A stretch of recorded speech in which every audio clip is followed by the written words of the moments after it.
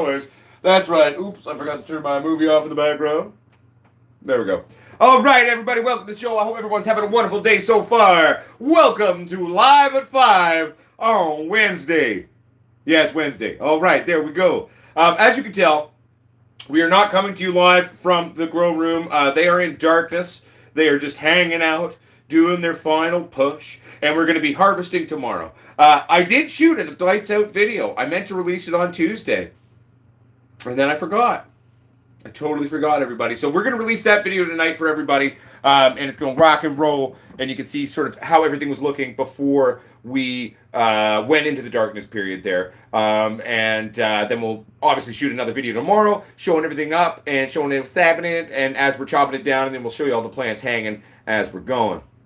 All right, so let's get back to the beginning here and say hello to everybody. All right. Ooh, there's a bunch of messages here. What's up, motherfucker Jones? What's up, Yeti Mountain Trading? Good to see you. What's up, Derek Cloud?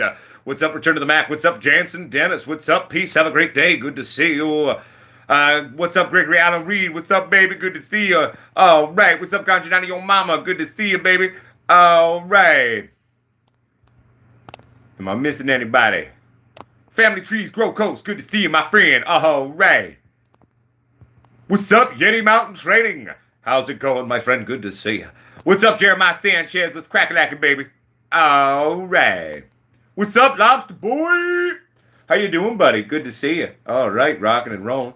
What's up, Jeremiah? I already said hi to you, but I'm saying hi again. Hello, Jeremiah. What's up, Birds Grow? Let's crack it like it. Good to see you, buddy. What's up, JP Page 2? Good to see you, my friend. All right. There we go. We're caught up. So yeah, we're just sort of gearing up for the harvest tomorrow, really. So tomorrow, what's up, Hot Goals 420? Good to see you, my friend. What's up, motherfucker Jones? So we're gearing up for the big chop down tomorrow. The good thing I'm looking forward to about the harvest tomorrow, okay, is that it should be fairly simple. We only got 12 plants to process. They didn't get huge. We've stayed fairly on top of keeping them sexy.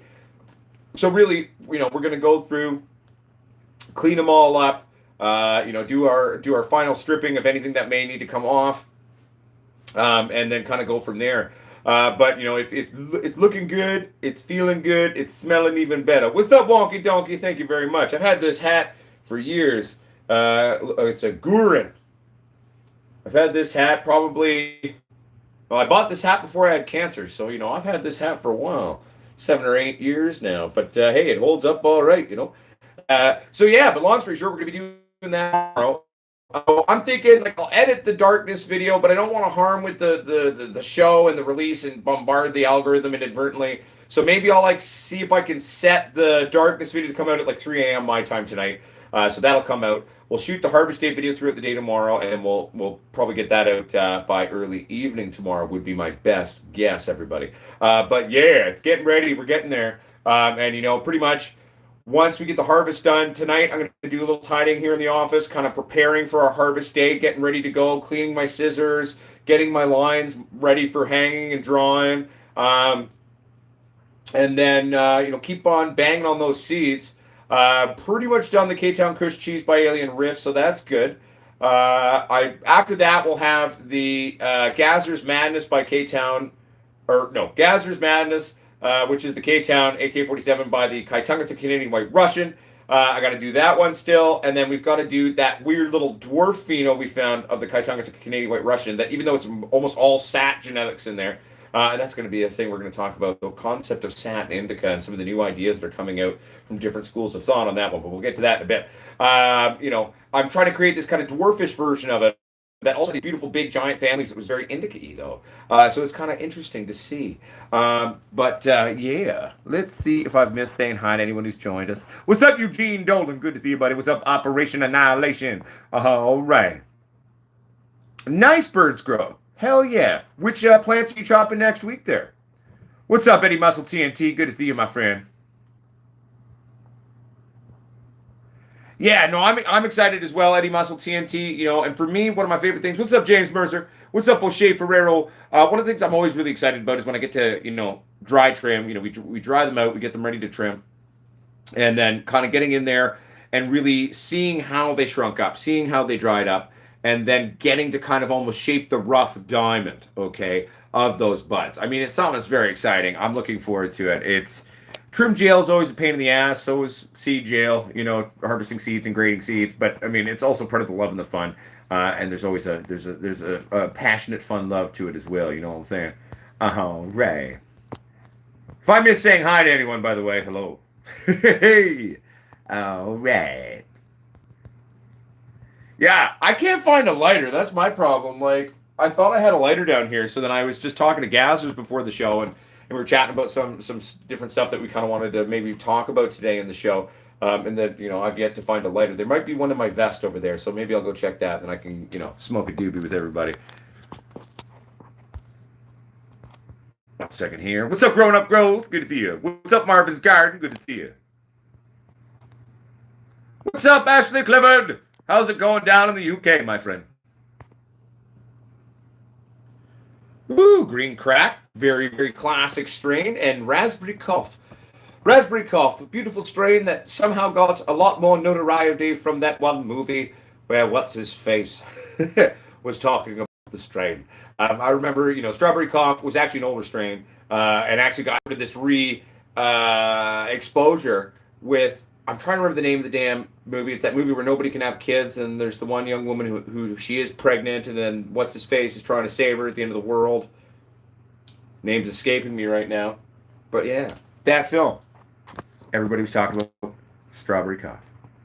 What's up? Peace. Have a great day. Good to see you, buddy. What's up, Green Let's try it again. What's up, Green Meaty 420? How you doing, buddy?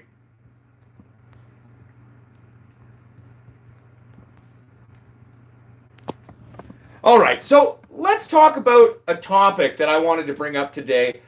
You know, and some of these things are, you know, as the world of cannabis is evolving, as in many countries it's beginning to go more mainstream, as big corporate entities are jumping on board, as universities are beginning to try to develop curriculums, bona fide curriculums. I question many of the educational institutions in terms of what they're teaching people, because I've audited a few, and I disagree with a lot of what's being taught.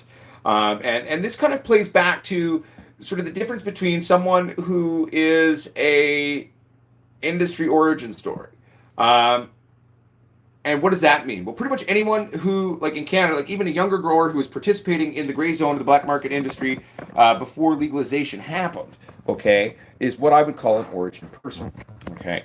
As well as someone who was doing it in the 60s and 70s and led to the development and the revolution of indoor grows and modern day genetics and modern day concepts and techniques.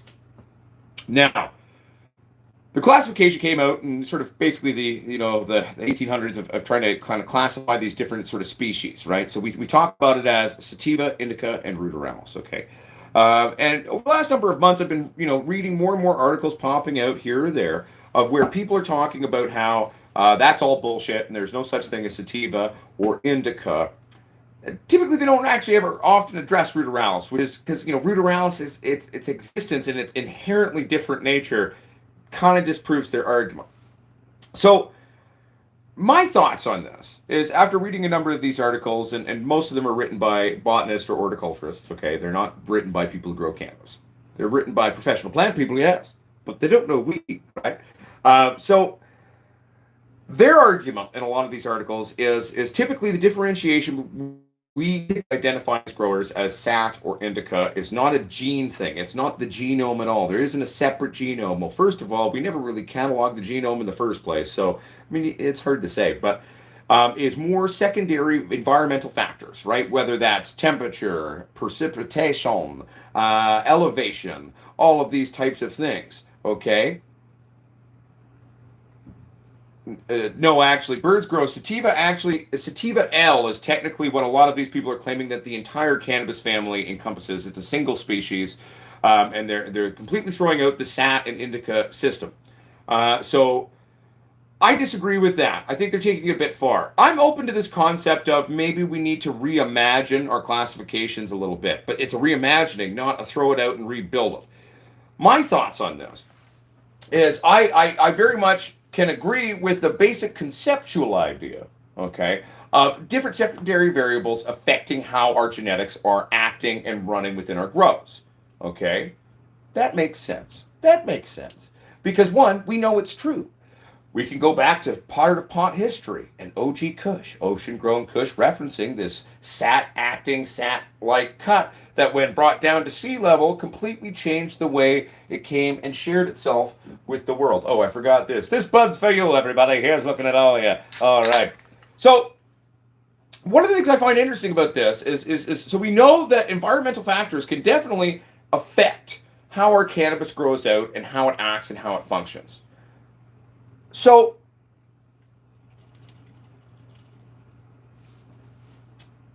would this mean then that with this new idea, there's a singular species family with many subsects to it? And a lot of these articles from these botanists and horticulturists, they won't even acknowledge that.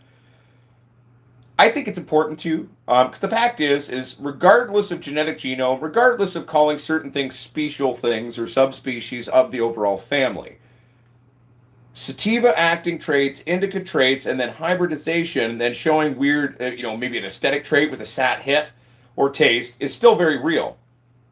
We haven't been hallucinating this for the last, 40, 50, 60 years since we've been talking about it this way. And so what I'm kind of thinking is, okay, for arguments, the one thing they're going to have to acknowledge is that ruderalis in and of itself has to be a subspecies, because a classic land race ruderalis is nothing like any of the other ones. It has zero control over the photo period, triggering it into bloom. It is short. It is squat, often being a singular giant bud growing, okay, or like a tower, shall we say. So there is this inherent difference of genetic trait to this subspecies. So I think we need to accept that ruderalis is its own special subcategory or subspecies. Okay, that's a thing, because that's just reality. It's called scientific method and analysis. It's just this inherently different thing. That's why a lot of these articles never bring up ruderalis, if you read them, because I've been reading a lot of them and kind of contemplating some of these new ideas. And as I always say, the true grower is a forever student. Always keep an open mind to things, right? So as new ideas come along, right, we have to think about what we're seeing and being critical, okay? Just because you read something doesn't mean it's true, okay? But read about it, analyze it, think about it, think critically. That's what we all went to school for, critical thinking, or at least that's in theory what we're supposed to do. Often I'll say maybe schools are actually there to make interchangeable parts for a broken economic system, but we can talk about that on a different show. My thoughts are, though, ruderalis is its own thing, okay? So we got to acknowledge that. So let's talk sat and indica here. Let's talk about these secondary variables that do often change the inherent reaction or what we're seeing in our grows. These are very true variables. I've experienced it myself, I've tested it myself, and I've watched it. I've watched genetics I've grown. I've sent them the same genetic over to someone else in another part of the world and seen what it did there, and it did act differently. I will say that often the changes, regardless of how stark or drastic our secondary variables change, they don't seem to change as much as what would be required for me to fully buy in fully to this argument from botanists and horticulturists. But I will say, though, I would be willing, as a cannabis grower and breeder, to say that maybe it is predominantly a larger family. So we'll call it a singular family. There are at least a singular subspecies, which is going to be ruderalis. And there are strains that do have these inherent changes, OG Kush being a great example of what I'm talking about. So what we don't need to throw out the word sativa or indica. I think they're actually very important identifiers for what our experience is when it comes to consuming said cannabis, whether it's the smell, the taste, how it hits. Because there are stark contrasts. I hate sats, or anything that feels satty. I don't like it usually. I'm not a big fan. There are the odd one that I'll get into, but it's almost never existing. So maybe we need to then make them trait families, okay? Not a genetic family per se, but a trait. Because we still need these traits. These traits are real. They're very much real, legitimate things that are happening in the cannabis we're all growing. They're legitimate. So you can't just throw it out. Yes. Can we argue that there aren't 3 species? Sure. We can call it a greater family of a lot of these articles that are referencing it, Cannabis sativa L. Sure. I'll accept that. But there is a subspecies, which is ruderalis. It is inherently different enough in terms of how it performs in comparison in retrospect to all other cannabis to be at least allowed to have a subspecies category of its own. Okay? I have also witnessed the changes of stats or indicas oddly seemingly doing flip-flops or changing how they react in different climates. That is a very big thing. Any indoor grower is going to be able to confirm that as a real thing because we all work on this microcosm of emulation of Mother Nature. We're fucking with all this shit. Maybe not the actual pressure itself. That'd be cool, though. Note to self, idea for a grow.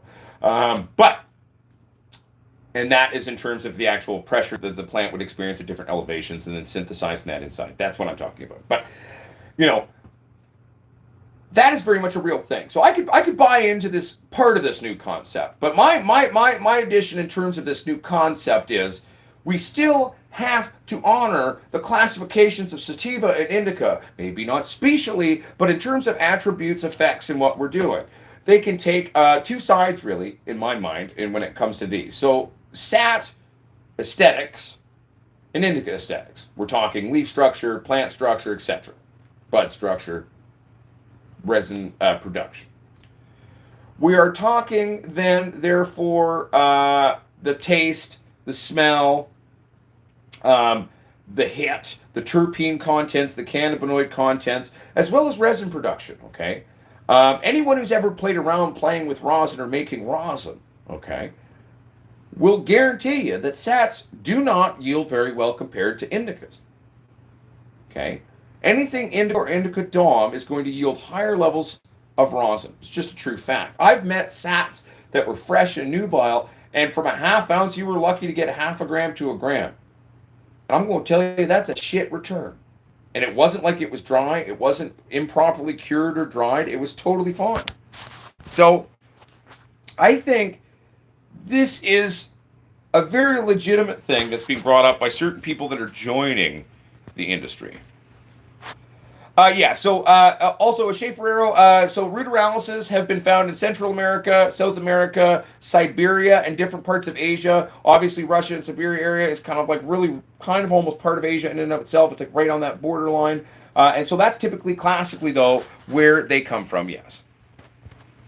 Sorry, everybody. I'm just going to quickly read everybody's shit here. Actually, I don't disagree with you. I hate autos, which is where the auto-flowering trait came from, was the species of ruderalis. However, a true landrace ruderalis naturally occurring is actually very interesting to me. They can be hit or miss in how they do, so, I'm not necessarily the world's most favorite of them either, and I hate autos, but I'm intrigued by them. So, take that for what you will. I find them intriguing, right?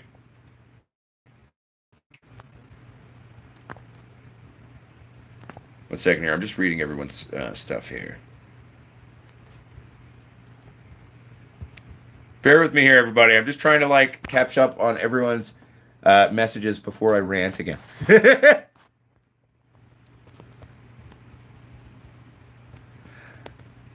Jeremiah Sanchez, commercial hemp is considered to be part of the same family. It is still a cannabis plant. And the main thing is the funny thing is actually in my own experiments, I find the fibers of indica-based structure actually stronger than sap-based structure. I haven't done a lot of experiments with it, but I've done enough, and they seem stronger in the fibrous nature of that one. But so let's go back. Okay, I've caught up. Now there we go. So the fact of the matter is there an actual difference of genetic? Is there a special breakdown, a subspecies comparison of what we're seeing? The funny thing is, none of us really fucking know. None of us have mapped out genomes, not fully. Not to mention, we don't have a pure example of what an indica even is, or a sativa even is. So really, you can't even begin to really, from a genome standpoint, do this unless we started testing everything under the bloody sun. And in order to really get a big picture, a proper picture of this, we would have to test every fucking thing. Any of us, we'd all come together and we'd test every bloody thing. And then we'd actually compare the actual tests of all these genomes. And we would look for inherent differences. We would look for inherent differences that are complex and stark enough to then maybe create subcategories. However, the existence of SAT traits and indica traits is a real reality. It's gotten a little bit convoluted and more muddled as we all keep fucking around with things and breeding different things for years gone by, but that is what it is. So, I'm not against this new idea of trying to lump it all together. However, ruderalis in and of itself has to be a subspecies. They got to give us that one because it's too inherently different to just be included. I'm sorry. It's a genetic thing. We all know. The joint doctor can attest to that. He invented the first actual commercially available autoflowers. There is a genetic trait that doesn't require a change in photoperiod. It is associated with a singular almost pygmy species of cannabis. Therefore, subspecies, or sub-reality, sub-fam, call it whatever you want, sub-branch. I don't give a fuck, as long as you acknowledge it. Now, as things have become convoluted over the last 10 or 20 years, there are things that look SAT that hit indica. There's things that look indica and hit SAT. There are things that have been proven to change with changes of secondary environmental variables that will then change things. OG Kush being the prime example of that in terms of pot history. So it's not about throwing out sativa or indica entirely, which is what most of these articles are talking about and saying we're all full of shit. I'm sorry, you just jumped on this bandwagon a couple of years ago, all of you people with degrees, thank you. I'm not trying to minimize your degree or your history of botany and horticulture. But we're the fuckers who've been playing with this the whole damn time. Ever notice how you go get a doctorate degree and they make you do a practicum, you go get a teaching license, and before they let you be a teacher, you gotta go prove you can do it in reality? One would almost argue that the hands-on experience is actually more valuable. So, I'm not saying we're smarter than you. I'm saying that these two worlds, this new merging world of botanists and horticulturists they're kind of coming into our industry, like, we need to value the hands-on experience and knowledge of people and the fact that we built this industry. We built what all of this is. You can't just cut us out of it. Invite us to the table so we can have a conversation. Could we come up with a new way to classify cannabis? 100%. Could we come in with a deeper way of understanding it? Yes. Would I say this is the right thing to do? Probably. I mean, we all love weed so much. I mean, really, don't we want to get it right? To do true honor to the plant in and of itself? And to truly understand the mysteries, you know? I mean, fuck. The initial concept of sativa and indica as different families, ruderalis came in later, was an 1800s thing. You know, it was early on when we were really starting to analyze this stuff. Hell, we didn't really figure out what the concept of a sensimilla cannabis plant was until the late 60s.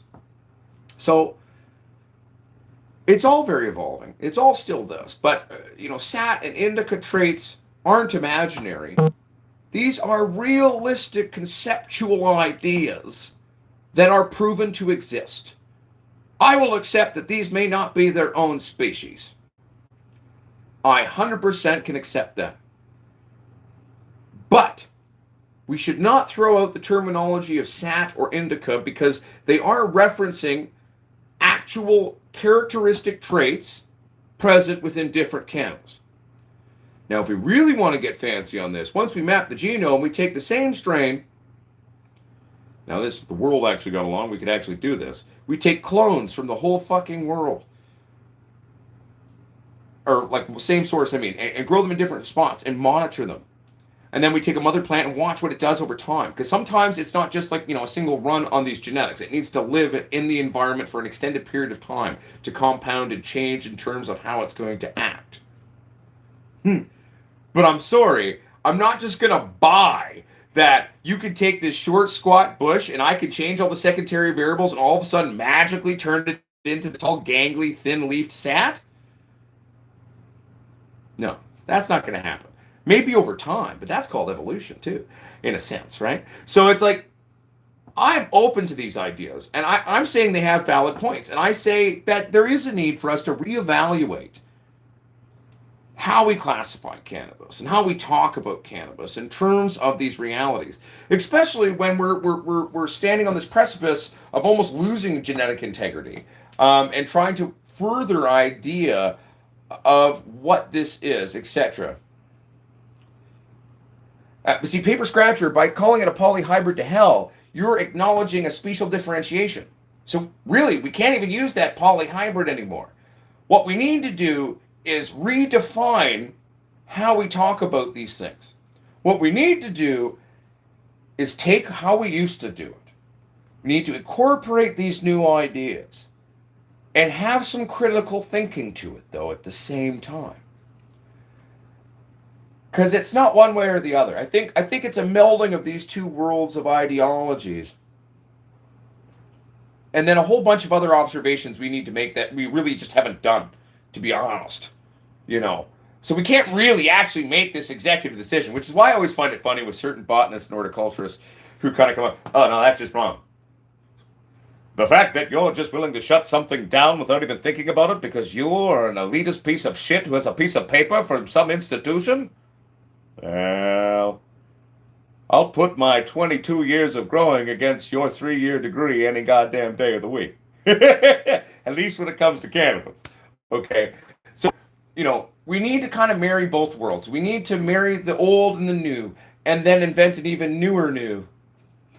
That wasn't a great way to put it, but, well, it says what I mean, and reclassify and find a new way forward. I mean, so, and these are some of the new concepts and arguments and things that are being debated in both post-secondary institutions that are trying to offer certification programs and diploma programs in growing cannabis. And sadly, there has been this movement within the industry that is literally throwing away all of the work all of us have ever done in the field. A lot of stuff works on paper, but reality tends to be a different thing. Just look at engineers and then mechanics trying to fix the shit when it breaks. It's very much the same kind of concept there. So, in my mind, there is a way forward to build all of this. Work together and figure out a new way. Because I think it's important. I do think we need a more nuanced and clear and complex identification system when it comes to cannabis, especially in these new modern day ages, because it's not just indica or sat anymore, or ruderalis, and we're also observing, as things go on over decade to decade to decade, some stark changes happening within the plant itself as well. I'm well Van Island Beauty. So really, that's kind of what I'm thinking, See, Shea Ferrero, you feel me. But so anyway, long story short, that's kind of where I'm at. And I was doing a lot of reading over the last, couple of months, and especially the last couple of weeks. And then this morning I read yet another article sort of making these declarative statements that are really kind of half filled with assumptions and this or that, and not really representing historical stuff quite right. So I wanted to address that today, and fuck, we've basically been talking about it for half an hour. So we can move on from this, everybody. We can move on from this one. But that was one of those things I really wanted to kind of get out there. The funny thing is, Turkey Line, I've got Miracle Alien Cookies Bud upstairs. It was gifted to me by my friend Glenn Wells. Meant to smoke it at the show the other day, but then I just didn't. What's up, Turkey Line, by the way? Hey. Okay. Anyone who I missed coming into the show and saying hi, by the way, I apologize. I was getting all ranty and preachy. But,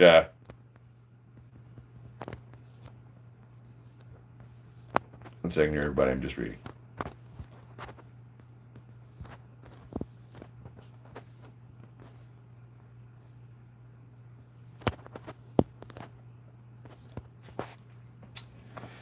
Yeah, so anyway, we're back now. I've caught up. So, I mean, and at the end of the day, thank you for listening to my rant and my talk on that one, everybody. I feel it was a really important thing to... Right now, we're as an industry sitting where these two different worlds and schools of thought are approaching. You've got one that invented everything and has been living in the way of the life of cannabis and the grower for the whole time. And then you've got all these people with degrees and diplomas in generalized botany and horticulture and generalized principle of these things coming in to try to basically tell us everything we've developed, experienced, and learned is worthless. So I don't think it is.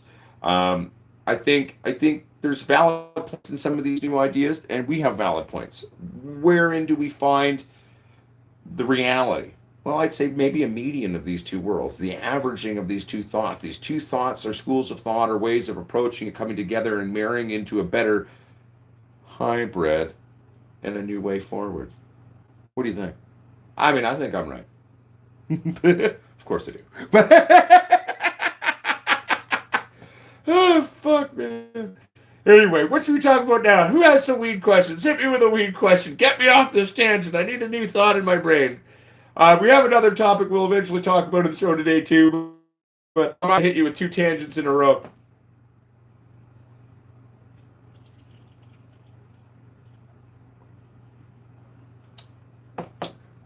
Okay, one last little thing. If the horticulturists and botanists were right, the large corporations would be able to sell their product.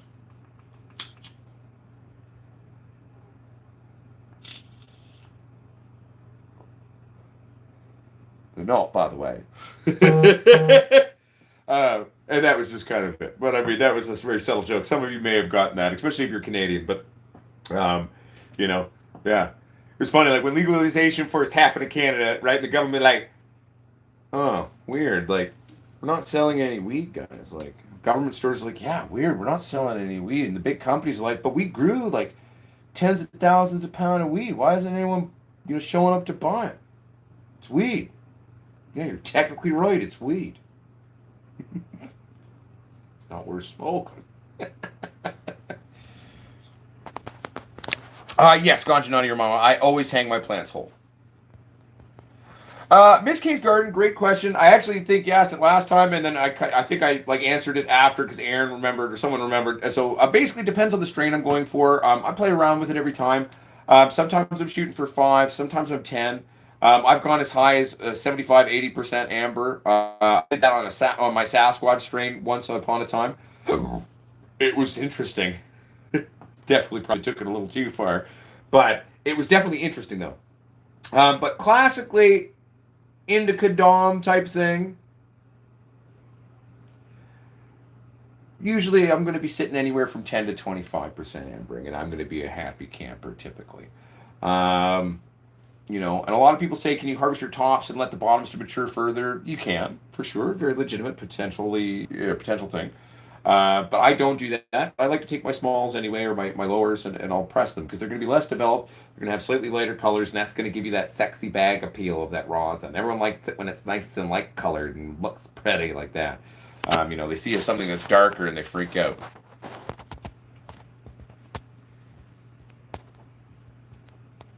No, they're very cool, Reverend Veritas.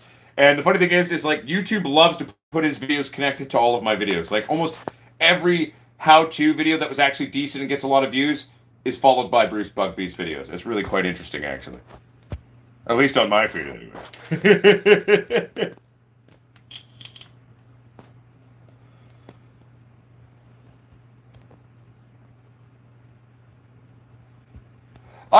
I feel you, Ashley. I mean, and there's certain ways to make videos and stuff like that. I mean, yeah, it can be a bit dry and bland, but then again, so is most post-secondary education.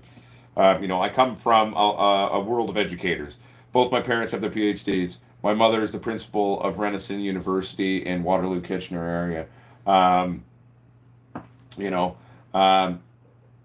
There's ways to teach that are a little bit easier to digest, and some people have all the knowledge, but they're not great at showing it. I mean, so that's where teaching in and of itself isn't just knowing stuff. It's like making it accessible and digestible to people is a very different reality sometimes. But I still love his videos, though. My brain moves really quick, so I can sort of just sit there and eat it right up. But, I'm weird like that.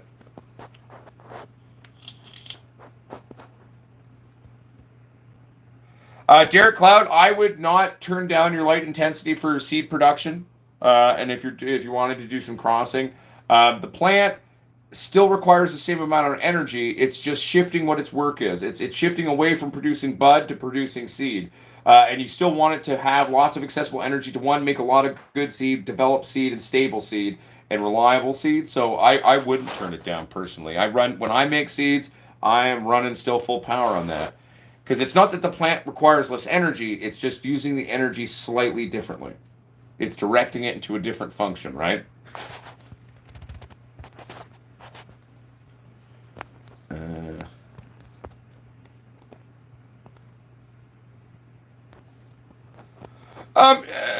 I haven't personally, O'Shea. A lot of Potsquatches haven't played around with them, and they seem to enjoy them. Yeah, they could be beneficial for sure. But like for me, a big part of what I'm doing, like if you want to supercharge your stuff, just toss some rooting hormone in there. I know it sounds like cheating. It kind of is in a weird way, but it's great.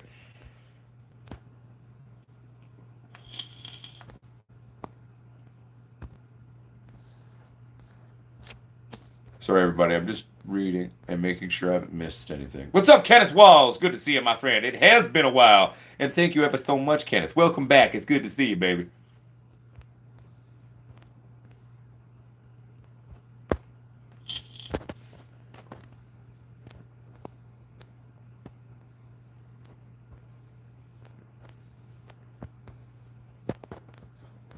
Just watching Mudswat and Yeti talk about shit and these old beans from the 90s now. No, I'm wanting some.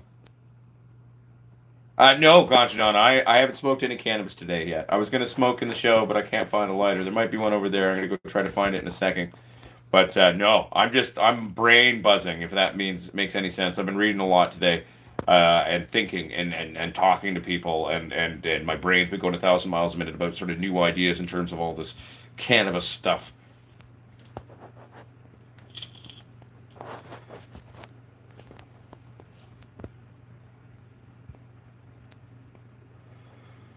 Gathers, I would not be opposed to that. I mean, I've actually had a number of publishers reach out to me and wanted me to do my book. I mean, I personally didn't know if I wanted to write that yet, but we could start working on it though. But I'm such an anal retentive asshole, and I've always got a new idea all the time, right? So it would be an updated version, well, which we would typically do with Grow Text. But no, I'd be down to it, man.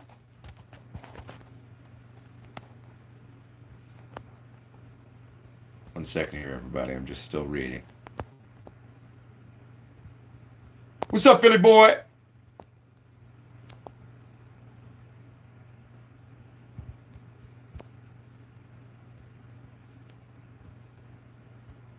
Hey, cheers back to you as well, Seymour Cannabis. I mean, I'm having a beer garden on your mama.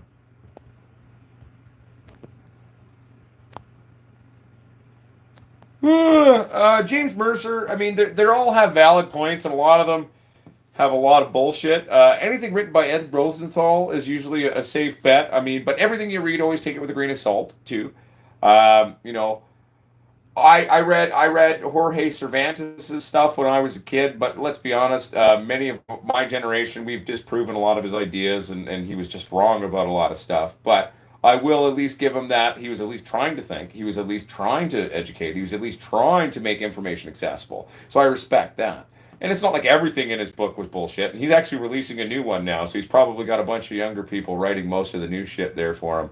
Or he's just ripping off other people's work and putting it in his book. It's hard to say. But neither here nor there. I still respect the man. I respect his part in cannabis history because even though a lot of his old ideas weren't right, they sparked my imagination as a young grower. And they gave me accessibility to certain things to begin thinking about things, analyzing things, observing things, and working on things. So I'll give him that. God damn it. I'll give him that.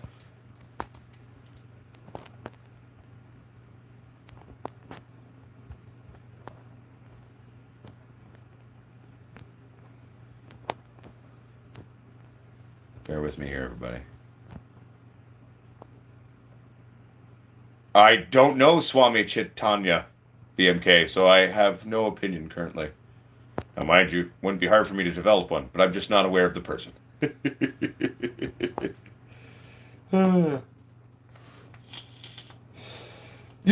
I'm going to tell you a book that this is a book if you can get your hands on it.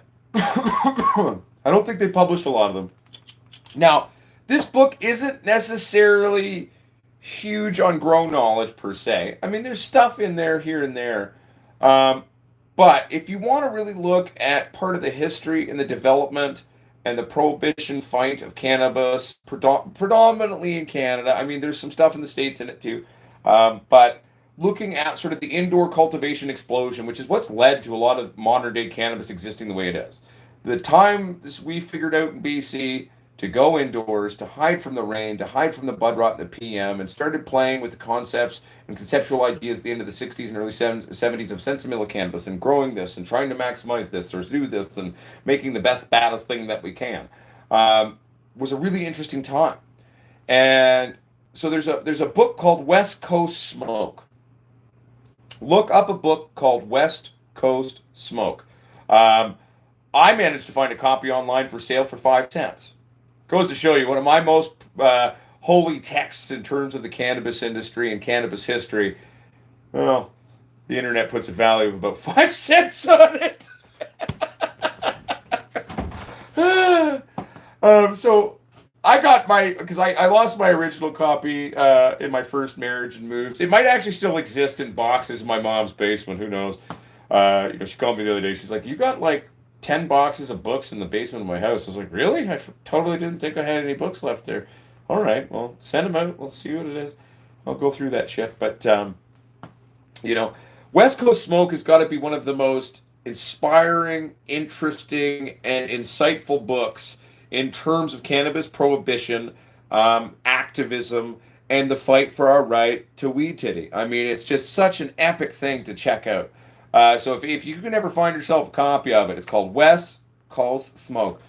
Here, I'll do you one better here. Let me see if I can find it on the internet, and I'll show you the cover of what it looks like. Because I got one upstairs, but I'm not going upstairs to get it. West Coast. Because I can't remember the author either. Smoke book. Because West Coast Smoke brings up a lot of shit. So, I think I found it. Yeah, boom. Here we go. It's by Drew Edwards. This is it here. So Amazon is got it there. This one's for sale. Whoa.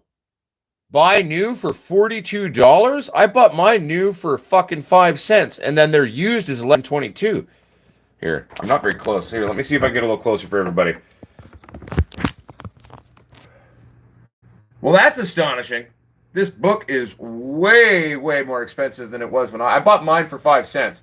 Caden Crooks also bought one, and his was like 25 cents. But this is the book right here, everybody. It's called West Coast Smoke, and it is an intriguing read. It's inspirational, and I would say if anyone out there wants to have a good read on cannabis history and activism, prohibition in the West Coast and the West Coast Smoke, BC Bud, all these types of things, it is very, very much worth checking out and giving it a look-see.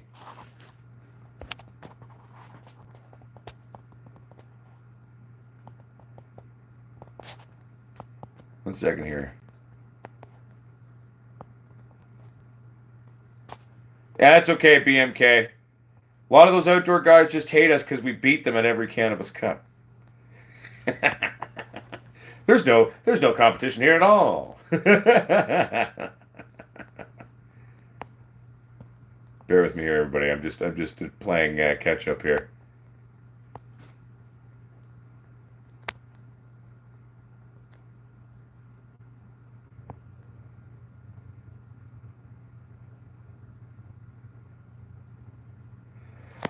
Jansen Dennis really, like a lot of the indoor tech, and it's been more than 3 years. Like last 10 years in terms of indoor cultivation technologies and conceptual ideas is a huge thing. And it's come a very, very, very long way.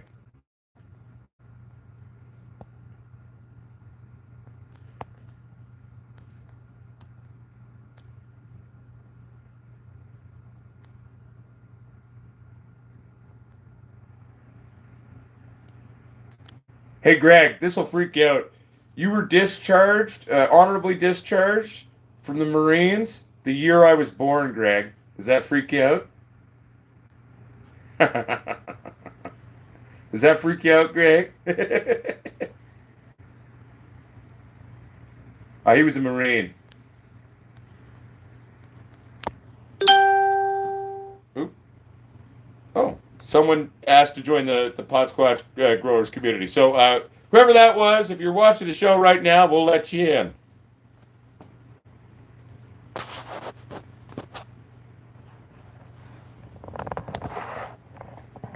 Oh, let me go take a quick little potty break. All right? And I'm probably going to grab myself another beer. We got another topic I think is going to be a very interesting topic for us to all talk about as well, okay? Me and Gazzers were talking about this one right before the show, actually. I'm assuming Gazzer's still here, so, Gazzers, throw some shit in there. When we start it, I'll start it off. I'm just going to take a quick pee, and we'll be right back, and we'll be going from there. Oh, okay. Sounds good, O'Shea Ferrero. It was a Nikki someone. Nikki Gabriel or something like that, bud. I'll be right back.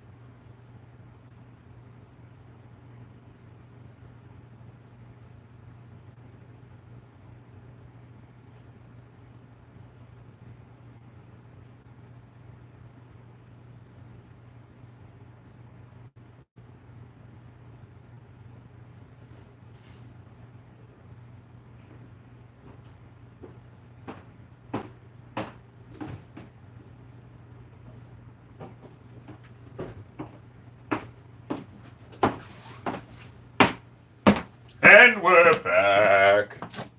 Oh wait, I'm gonna check quickly too to see if there's a lawyer in this. A lawyer. I got lots of lawyers, but I need a lighter. Is there a lighter in my vest? No, there's not, but there's maybe one in this vest. And that's a double. Yes! All right, let's get high. We found a lighter. We found a lighter. It's okay, we got it. All right. All right, everybody. Woohoo! I found a lighter. There we go. I'm back. Sorry about that, everybody. Oh, hi, Texas Squatch. Bit late, aren't you? No, I'm just teasing, bud. Oh, thank you, the Quiet Witch. Thank you so much.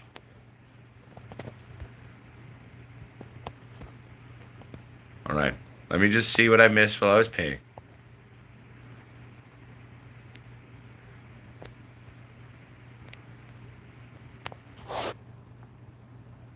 All right. Whoop, shit. There we go. So, let's get into this topic, because it's funny hearing Mudge want, like, oh, I can't wait till I get good. I mean, the thing is, you're always good. The fact that you decide to do something and you love it, that's good. You can always learn more. You can always be better. You're going to have more successful runs than other ones. Doesn't matter how long you've been doing something. You can always still make the occasional mistake and things happen, okay? But one of the things, hey, peace and love, Sarah. Thank you for popping in to say hi. I love you, girl. What's up? And so let's get into this new topic, though. And so this topic that me and Gazzers were kind of like, you know what, we should really kind of go over this today and talk about it. And this topic is more so geared to, well, newer growers, but I'd say it's just as important for us more seasoned growers to talk about this and to kind of come to a consensus on these things, because it is our job to train the next growers, the next generation, or people just getting into it. It is our solemn duty, in my humble 2 cents, to help others to learn to be successful. So I see at an ever-growing rate new growers deciding to use certain strains that are finicky as all hell, that I would find tricky at times to grow. And then also biting off more than they can chew and trying to do all of these different ideas they read on the internet, thinking that this is going to be the thing. And so they're picking like advanced grow techniques and advanced strains and advanced this or that to try to do something. And you got to remember, it is so important as a new grower to get some good runs under your belt. Okay? There is no harm in starting simple. My father used to scream at me my entire life. Well, not really scream at me, but keep it simple, stupid. Less is more. And when it comes to starting out as a grower, this is of the utmost importance. You can try all the fancy shit later down the road. People playing professional sports didn't start playing in the NFL or the NHL or the NBA. They started as kids, playing with other little kids, kind of playing the game. So give yourself permission to just keep it basic at first. Find a strain that you really like. Find a strain that's simple. It's forgiving. You can torture the stupid thing. You either don't have to feed it a lot, or you can feed it a lot, you're not going to freak it out. And run that for at least 3 or 4 or 5 times. You know, this is what me and Gazzers were talking about before the show. What are some strains that are forgiving like this? Northern Lights is one of them, okay? Northern Lights is one. We had a whole list of these. Come on, Gaz, help me out here. Use your brain, too. Help me remember. Northern Lights. Master Kush, another really simple one. Platinum Cookies God Bud is a cross that's harder to find, but it's very forgiving. But Platinum Cookies on its own, super simple. Vancouver Island God Bud, super, super duper simple. If you can get anything that's a kind of a truer form of skunk, a lot of skunks are really, really, really forgiving and simple too. But you see these people starting off as new growers, trying to grow these fragmented, unstable strains that are also, even if they are stabilized, are really finicky. Like you have to have everything dialed in. You know, one of the things that's hardest for me is when I see these new growers trying to, because they want to go to organic. Organic's this big thing. I'm not against organic, but you got to remember, organic takes a long time to learn how to fucking dial it in properly. A big part of mixing soils and stuff like that, you throw all that shit together, great, awesome. Throw some worms in it, throw some microbials in it, and leave it for 6 to 12 months, and then come back to it. You can't just grow right away in these things, right? So a lot of newer growers will try to do all of these fancy things that are all the hype jive now, you know, and they're killing their plants. They're burning their plants. They're not being successful. Their plants are stagnating. Their plants aren't growing. Their plants are doing this, and they're sitting there shitting on themselves and beating themselves up, going like, why am I so bad at this? You're not bad at it. You just basically tried to go join the NFL the day you learned football. Don't do that. It's okay to not do that. It's okay to pick a simple strain that's going to yield well and is forgiving. Get yourself a basic little light. Don't try to go with this comprehensive organic super soil right away. Get yourself some basic bottle newts. Just keep it simple. Get a couple of successful runs under your belt. Build your confidence. Build your comfortability with this. The hands-on learning is so important. And it is so beneficial for a new grower or a newer grower to have a bunch of successful runs. To feel good about what you're doing. Feel good about yourself. Because also, while you're doing these simplistic runs, you can still be learning other things and thinking about other things and other techniques and furthering your knowledge or your understanding on these further techniques. So that when you do get to a point where you're ready to take the risk, to make that educated, stupid decision, you've got a bunch of grows under your belt. You've got a bunch of doing it successful. So you know that you can do it. So when you take on these new techniques, these new approaches, these new strains, if it doesn't go perfectly the first time, you're not going to shit all over yourself. You're not going to sit there thinking, oh, fuck, I suck at this. No, you don't. Maybe you didn't make a great decision on where you tried to start with it, you know. But that's so important, everybody. Like, so for newer growers, don't be afraid to keep it simple. Don't be afraid to go with a simple strain that you know is going to be forgiving. because having a couple of good grows to start is one of the most beneficial things for a new grower. It's going to build your confidence. It's going to build your positive vibe on it and help you truly fall in love with it. Then, once you have a few grows, right? You typically, I say, stick with the same strain for 3 or 4 grows, maybe 5. Gazzers would say the exact same damn thing, and I believe that's exactly the same thing Shanti Bubba himself says. Get used to them, right? Some of my first strains that I played with, Master Kush, played with that a lot. Northern Lights, played with that one a lot, you know. Very forgiving strains. Also fire as fuck, by the way. Another great one, Blueberry. Oh, there's an ant. Things are waking up outside. Sorry. If I see an ant, I gotta kill it. Not in my grow lab, you dick. Fun tip, put a bunch of cinnamon at your doors if you want to keep ants out. Okay, back to what we're talking about. Blueberry Indica, another really reliable, stable strain that can be quite forgiving, okay? Cool thing about a lot of these stable old school sats too is they don't require much feeding. So if you're intimidated by the feeding and having to feed a whole bunch, good news. A lot of these old school sats don't really need a lot of food, to be honest. Like that Platinum Cookies Godbud cross that I did, total sack dom, okay, in terms of characteristics. And it did not require much feed. And even though I didn't feed it much, it barely faded by the time it was done. So this is of the utmost imperative nature, my friends. When you're starting out, there's kind of like a basic place to start, some basic great strains to start with. And we as the older growers, the more knowledgeable growers, the more experienced growers who are, because often we show off our grows in these fancy strains that we're doing, these finickier strains that we're doing, and we're talking about, oh, this or that, and these wonderful, amazing techniques that we're doing now.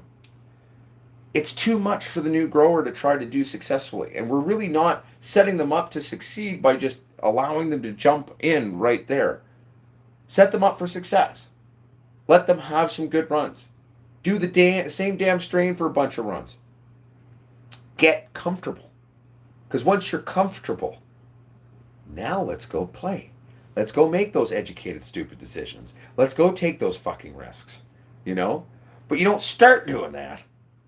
You shouldn't start doing that. Get comfortable. Get confident. And keep reading while you're doing that, by the way. Like, I'm not telling you not to read about all these fancy other things and other strains and other things, you know what I mean? These other theories and stuff to it. But give yourself permission to start off simply. Get those runs in. And then you can fly. Or at least try. You might fail a few times, but, you know, you've already had these successful growths. You know you can do it. And, you know, you're trying this new other thing. So dialing that in might take a few tries or doing this or that, but that's how learning works. But the basis first step of learning is actually trying sort of the most simplistic thing out, getting successful at those simplistic things, and then you can step it up. Think about how we learn to read as kids classically, okay? You start with the See, Spot, Run book. Everybody, start your grows as a newer grower as See, Spot, Run. Read those for a while. And then you're going to step it up. You know what I'm saying? Does that make sense, everybody at home? I hope that makes sense. Bear with me. I'm now playing catch up because I got a feeling there's like a bajillion messages here. And I have to read very quickly.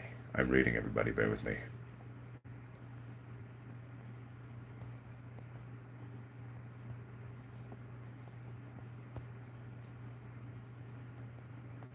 One day, months, what we will, my friend.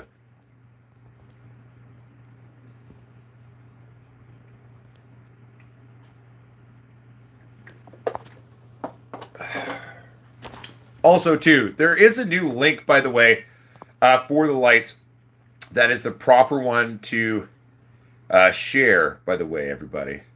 My moderators there. What's up, Roman? Actually, if one of you could pop over to the description of this live stream, the new link that you can share here is there. Actually, I don't really have it ready to go on my computer. If someone could do it. Bye, Yeti! But if someone could actually go do that for me and share it, because there is a link. Because I noticed we haven't been sharing the other one because the other one goes to a broken link page. The new link is in the description of this video right now. That will work.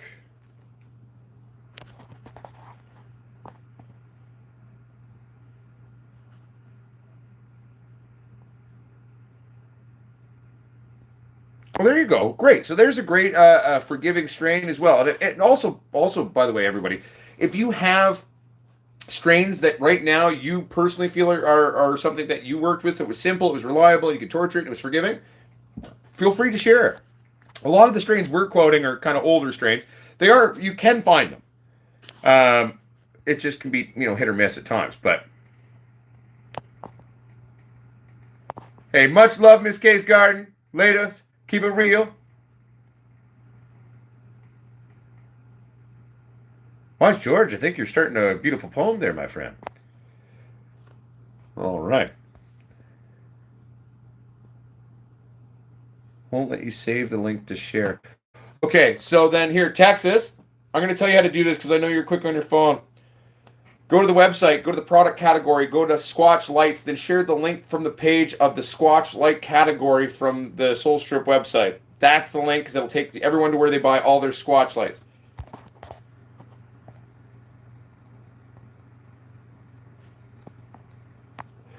Well, I mean, Roger Ramjet, I hate the concept or the term exotic strains. I think it's bullshit. But I agree with you, though, because we're referencing the same plant family, which is these new age, fragmented, unstable genetics that, yeah, they may have skyrocketed THC, but they foxtail, but they're super tricky, but they don't have any yield. A lot of newer age, finicky strains are very unstable. They have a plethora of phenos still, and a lot of those phenos are very hard. Very, very, very hard to actually get right. And stop trying to do all the cool things you see on the internet that you see a grower doing 20 to 40 years of growing, and then they're able to do it and then going to try to grow these strains.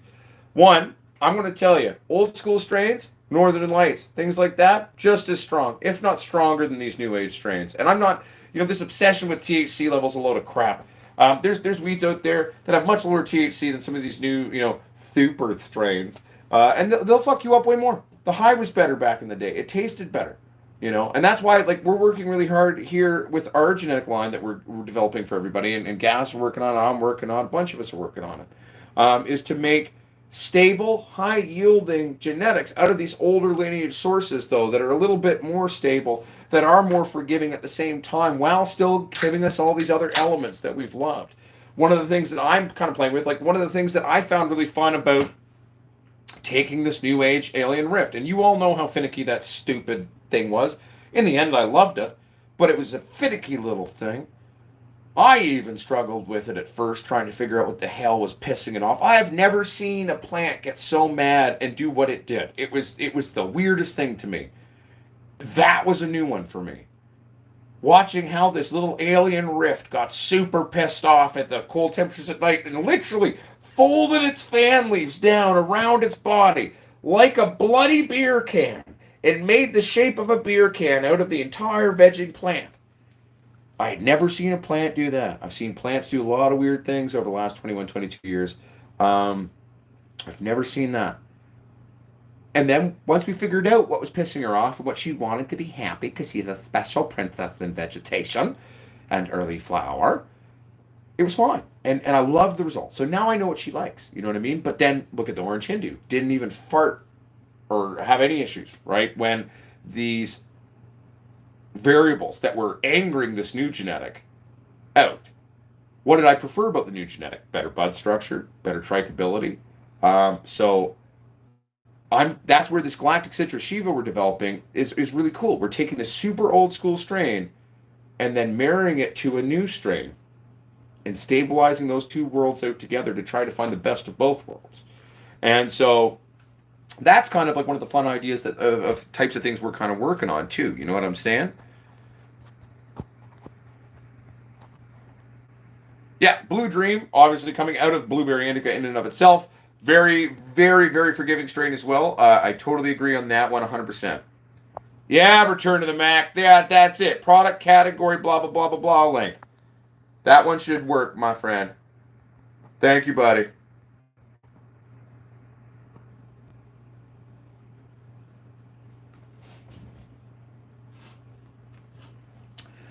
Kenneth Walls, bending over the plant or low stress or high stress, snapping, knuckling, training, topping are all usable techniques.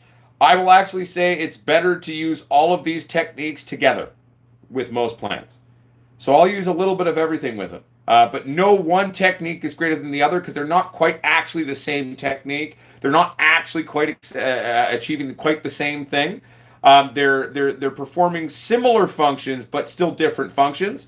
So I would say that they all function as a tool within your kit to use, but best when used in unison.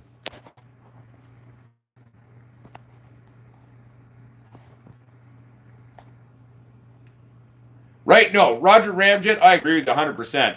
And it's like the only reason I think I take issue with the term exotic strains is there's nothing exotic about them. They're being created by dumbasses like myself and other people here in North America. Nothing exotic about us. But they are different. There's a difference there. And it looks cool. And we're getting these cool color fades now. And crazy trichability and definitely high numbers in certain terpene and cannabinoid levels, which can seem exotic, but it's not exotic. Exotic strain, you want an exotic strain, at least to me, and anything from a place that you're not from is exotic in my mind, right? So like things out of the Middle East that are true, like some strains that I saw out of this one Afghanistan grower. Let's hope he's still alive after the Taliban took over. He had some really freaky, funky, cool plates. Like one was called Roadkill that I saw. And it was just the coolest colors and the most interesting bud structures to it. And that was very exotic to me because this has been based out of genetics from that local area that's been then worked on by people there for like extended periods of time now. And it's like, that's kind of exotic. But let's not talk about the term exotic because most of the time when someone says an exotic cannabis strain, it's not really exotic. It's just created by some dumbass over here. You know what I mean? Like, and it's genetically fragmented. Sure, it's got high levels, but you know, yield's gone out the window, flower structure's gone out the window, and I'm sorry, I don't care how sparkly it is. You know, because some strains, it does look nice. Don't get me wrong. I love seeing super triked weed too. I get just as excited as all of you at it.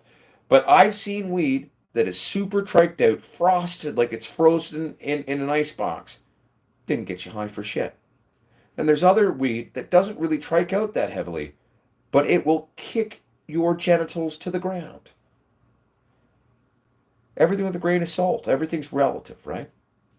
So we just always got to keep an open mind and being mindful to some of these things when it comes to cannabis and what we're talking about. You know what I mean? Like, oh, 100% Ben. Hey, Ben's here. Ben never comes. What's up,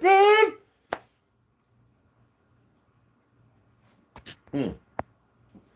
Dirty work catfishing. I wholeheartedly agree with you. Because at the end of the day, my Sasquatch strain, okay, blending of Master Kush, Trainwreck, and ACDC, 22% on average CBD and 16 to 18% THC on average. Okay, not a very high THC number. Anyone who's ever tried it said it was one of the strongest weeds they've ever smoked and got them high in such a way that it was unlike anything else they've ever tried. So there you go. She had such a terpene-laden profile, too, because terpenes in and of themselves biochemically are also solvents, right? So, like, if you go press rosin, and it's almost impossible to get the rosin to stick together because it's almost like liquid, even if you freeze it, it's like some of them you need, like, liquid nitrogen or dry ice to get it cold enough to even get it to set. That's actually quite a beautiful statement to the terpene profile. And, you know, that Sasquatch strain was very much a strain that was just so terpene laden.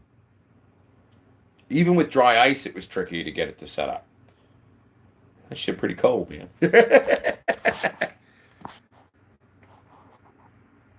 Hey, much love, Adam Speck. Not to worry, brother. Oh yeah, Jansen Dennis. The alien rift got really mad. But the temperature swings weren't even that big. Well, maybe they're a little bit bigger than I thought. But you know, the Alien Rift, the temp swings at night wasn't occurring to me quite as much because Alien Rift is this indica dominant reality. but it's an indica dominant reality made of new age reworking crap and this or that. It's all this weird back crossing and blah blah blah done. No offense, Fader, but I mean, it's a beautiful little strain. I love what it's producing, but it's finicky as all hell. And why is it finicky as all hell? Well, it's because of how you've built this damn thing. You've done it too new age in terms of your approach on building it, back crossing and this or that and blah blah blah. Like, oh no, just no, just no, no. That's why it's so finicky.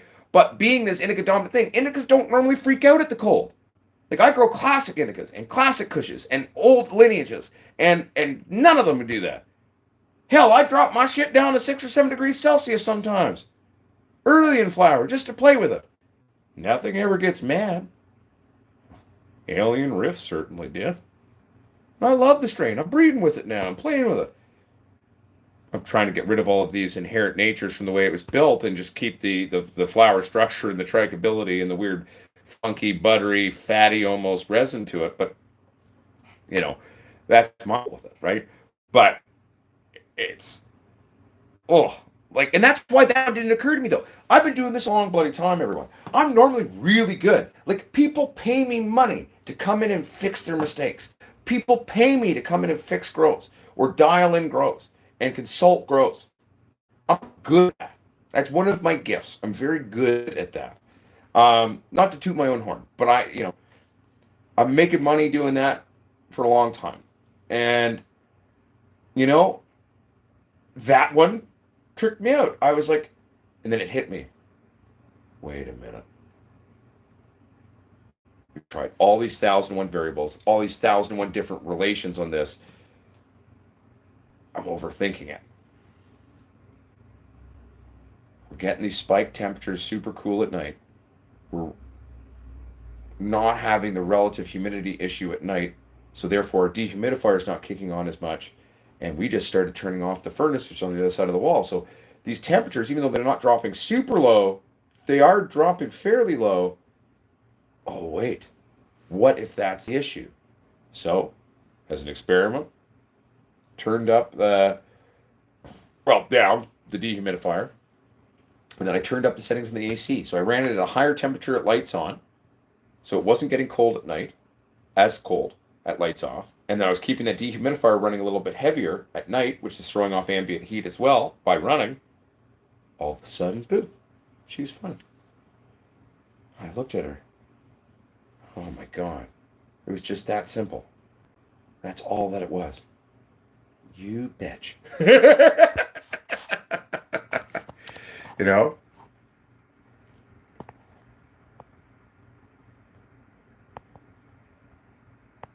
Ganja, so the link to the lights is a completely different website. Potsquatchsales.com is where everyone's going to buy all of their swag.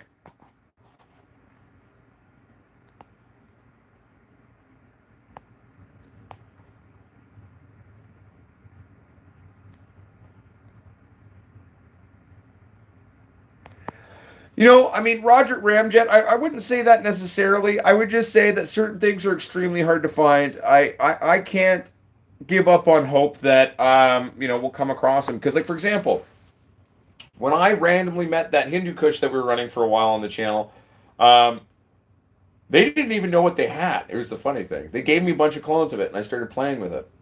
And they were like, oh, it's this. And I'm like, I started going, dude, guys, this is not that. You do realize you've got an OG BC stable version of Hindu Kush here. Like, this is good. This is what Hindu's supposed to smell like, taste like, and function like. This is Hindu Kush. And the old guys who I got it from, who'd had it for a really long time, didn't even know what they had.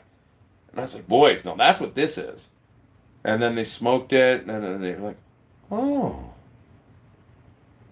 Yeah, I guess you're right. I'm like, well, of course I am. It's one of the things I'm good at. Identifying smells and tastes and different strain lineages. I've seen a lot of different weed around the world over the years. But it's funny, they didn't even know what they had.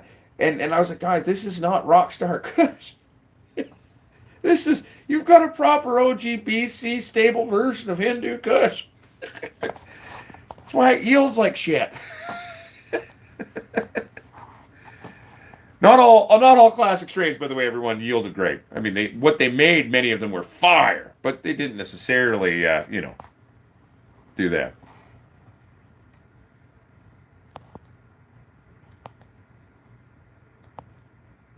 Sorry, everybody, I'm reading.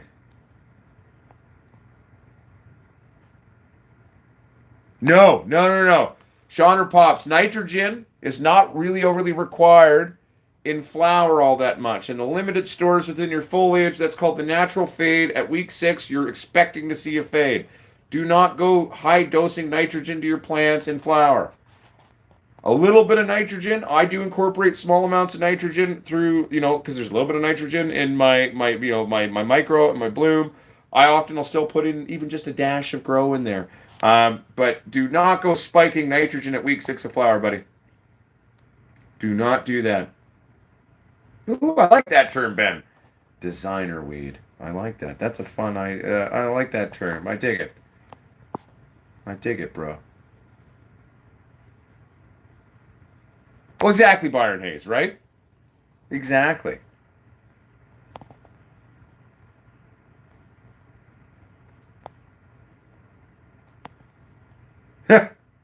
I feel you, Roger.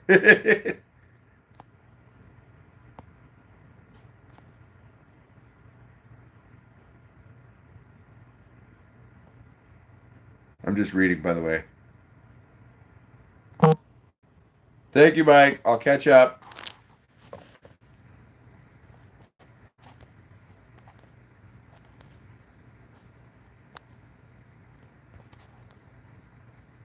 Yes, Ganjanata, they can.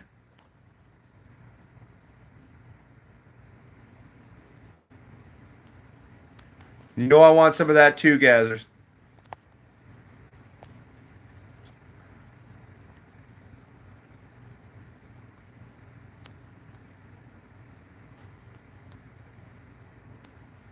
Just because they air prune doesn't mean they don't get root locked. It's about available root medium area.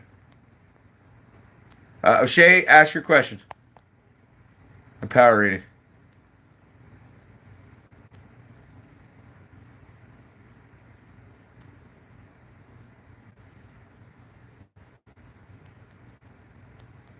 I know, but I'm far behind now, and it's not going to help me stay on top of the show if I do that. No, Jolly Wally, I don't pH anything. I've never pH'd anything once. Not in a classical sense, anyway. pHing is one of those things that... Okay, I'm caught up. pHing is one of those things that people overthink. Unless you've got a stark issue, you don't need to pH shit. It's just called reality. A lot of people get scared when they see that, or hear me say that. Like, you've never pH'd anything? Pretty much, no. And if I do augmenting my pH, I'm not doing it with a pH test. I'm not testing and going up or down. I'm using lemons. I'm using coffee. I'm fucking around with my shit. But, I mean, people spend too much time overthinking the wrong things to overthink when it comes to growing, in my opinion. That is a very, very common mistake.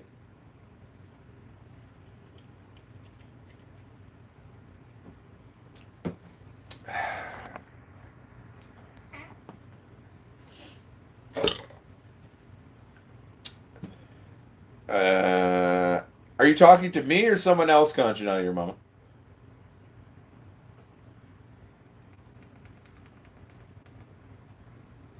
How do you mean, Jansen?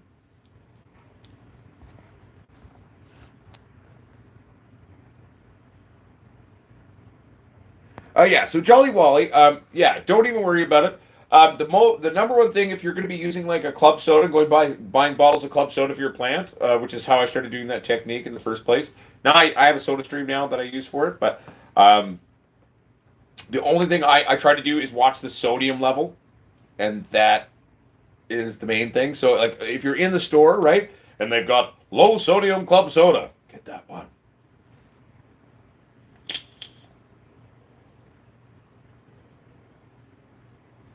I mean, Red Claws, it's kind of, what do they call it, a swinging scale in terms of price. So it's basically based off of personal grows. I charge, well, typically if it's one of my own people, I'll just talk to you. Like Red Claws, you and me go back. You've been in the show for years. I'll probably just look at it for you and give you my opinion. You don't need to pay me. Small companies, I'll charge one hourly rate. Big companies, I make them pay. I don't mind charging rich people lots of money. As far as I'm concerned, my opinions on shit's worth at least a few bucks, but I don't mind donating it to my own people for free. Small grows and small companies, I'll be very reasonable with my price, but if you're a big company, well, you cocksuckers are going to be paying me a load of money.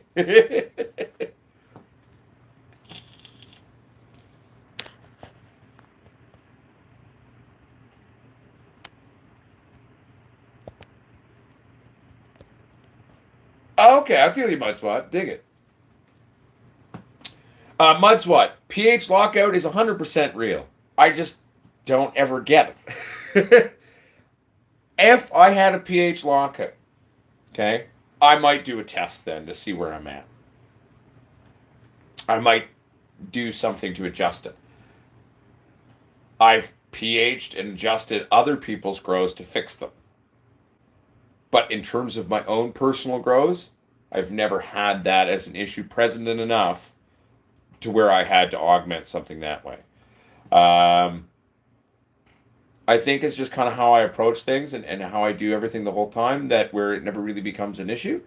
But so pH lockout is very much a real thing, by the way. 100% real. You can also have temperature lockout, by the way, too. Drop down to like 3 to 6 degrees Celsius, boom. You got a crazy nutrient lockouts happening. But I've never personally had it come to that with my grows. I've had to do other people's grows and had to do that. But see, that's not me doing it. That's me fixing someone else's stuff, right? So, but for my personal grows that I'm running, yeah, no, I don't pH shit.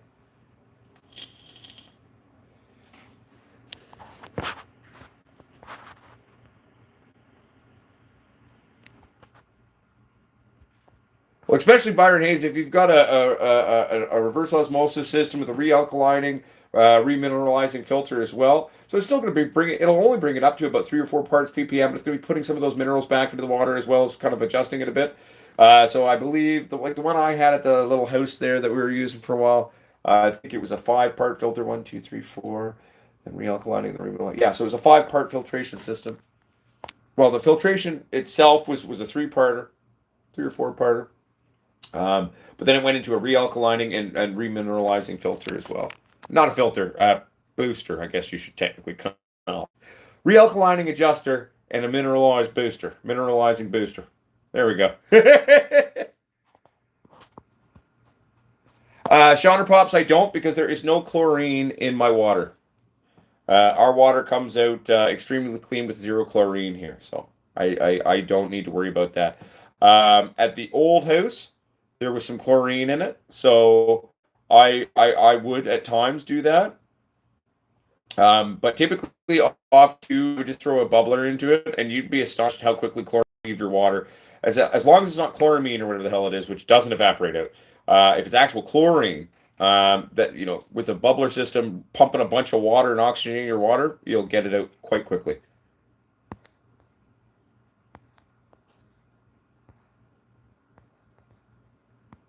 Hey, what's up, Big Tree Farms? Good evening to you, my friend.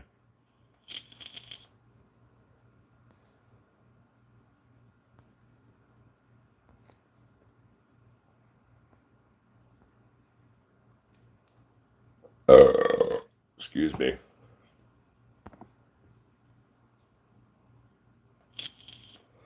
Oh, most certainly. And like, hell, Byron Hayes, you're totally correct. Reverse osmosis system most definitely needs a CalMag supplement. But I'll be honest with you, un-RO water does too. CalMag isn't this miracle cure that everybody talks about but it is such an important secondary. And so, like, I'm always incorporating some form of a CalMag product into my shit. All right, peace out, man. Keep it real, keep it sexy. We'll talk to you later, Mac. Love you, buddy. Hey, I like that, Mac Mezzy. Hell yeah. Where are you from, Mac Mezzy?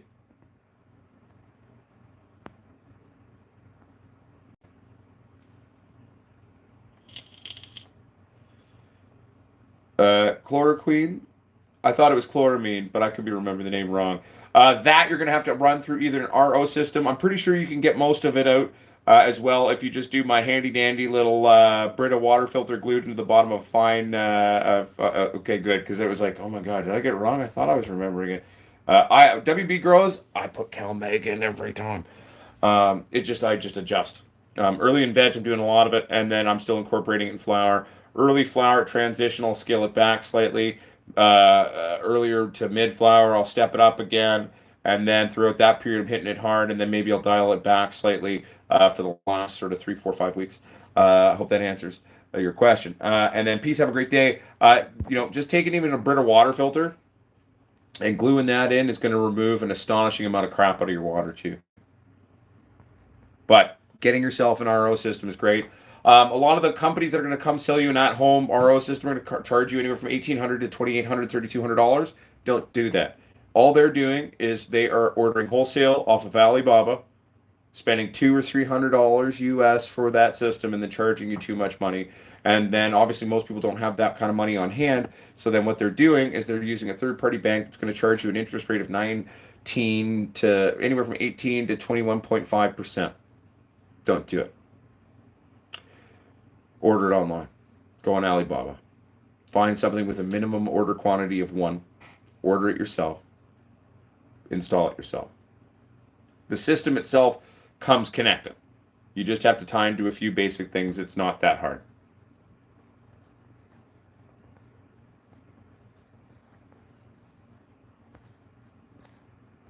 Well, James Mercer, I'm going to tell you something. When it comes to pretty much any bottled nutrition or anything I buy from anyone, it's kind of like a Lego kit for me when I was a kid. Throw out the instructions.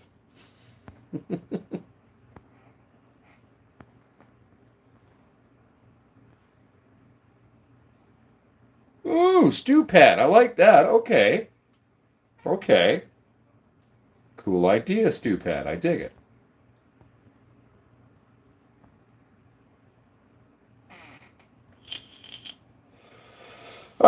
James, a lot of people have asked me about that one. Hell, I mean, maybe one day. My classic answer to that is I'd rather partner with a pre-existing company and release a line together. Maybe down the line when the company has the money in it where we could just do our own thing, we'll do that. But I'd love to do a co-branded line with Green Planet. I've got such a heart-on for their products. I love what they do. They're a local BC company. So that I'd love to partner with Green Planet. That'd be something I'd be really open to.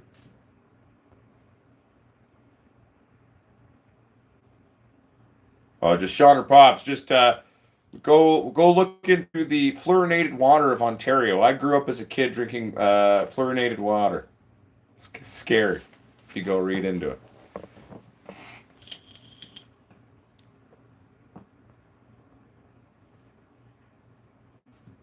That's what.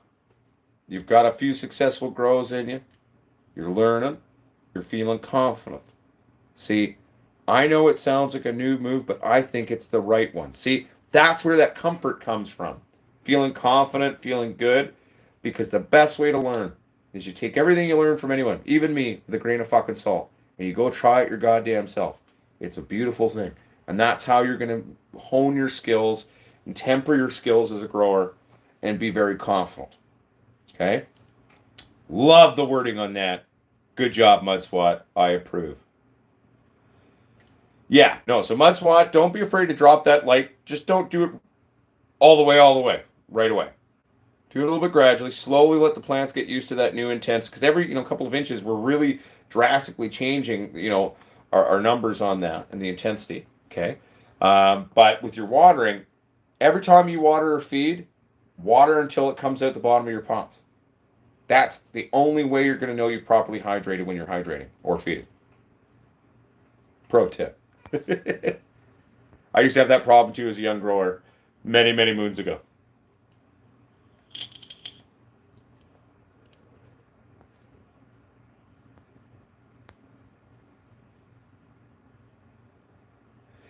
Yeah, so operation that the anaerobic or the weird smell to it, that could actually be coming from a lack of air, so you're maybe not quite pumping enough air through it.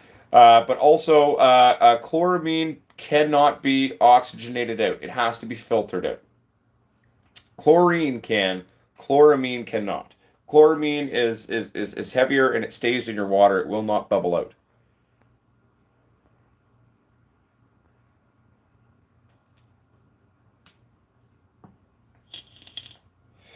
Jansen Dennis, I'm not even going to do a compare and contrast in terms of doing augmented CO2 to talking PPFD. I'm going to tell you that one, your PPFD should be at least at 1,000. I mean, with any decently built light,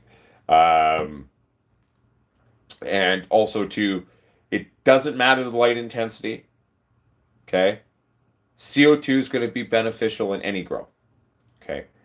It's something that needs to be taken with a grain of salt and be very careful with because it can be quite dangerous, especially if we're using a tank system and sprayer, okay, or CO2 burners, etc. However, at the end of the day, 900 is a bit low,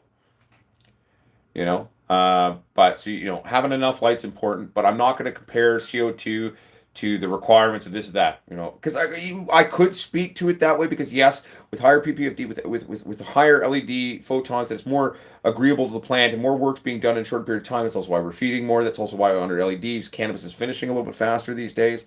Okay, what you're going to be wanting to do is realize that CO2 is going to be beneficial in any environment, in any grow. Okay, it's what the bloody plant eats, in a sense, right? So it's what's required for cellular respiration. It's what allows it to be able to make oxygen for us. So it's always going to be good that way. 3-part, Derek Cloud. I'm not a fan of their 2-part. Not a fan of anyone's 2-part. I like a 3-part. It gives me greater versatility and adaptability. So I run the 3-part. I'm running VitaThrive, typically resin, liquid weight, massive bloom formulation. Their ProCal. I almost feel like there's one other thing in there that I like to fuck around with. Oh, and occasionally I like incorporating Medi-1 into it. You should have heard how much the guys who make the newts at Green Planet, when they found out I was mixing in Medi-1 with all this other shit they make, they're like, you're not supposed to do that. I'm like, I don't give a shit what you tell me to do. I'm telling you what to do, and it's good. Try it. And no worries, Mud Flat. Oh, dude, O'Shea Ferrero, once I saw the PPMs on the Vedder River water you were getting there, I mean, obviously it's going to be hit or miss on certain days, depending on what's floating through that river, but that's low enough that I wouldn't worry about it. I think it'll be good.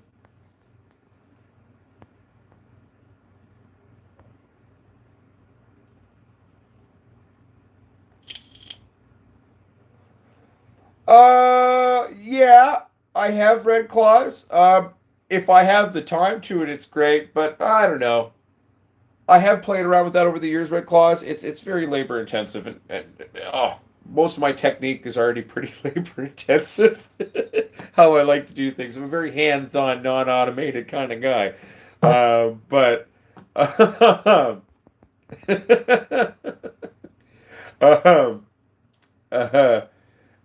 yeah, I normally just do my super hydration or super feed, to be honest.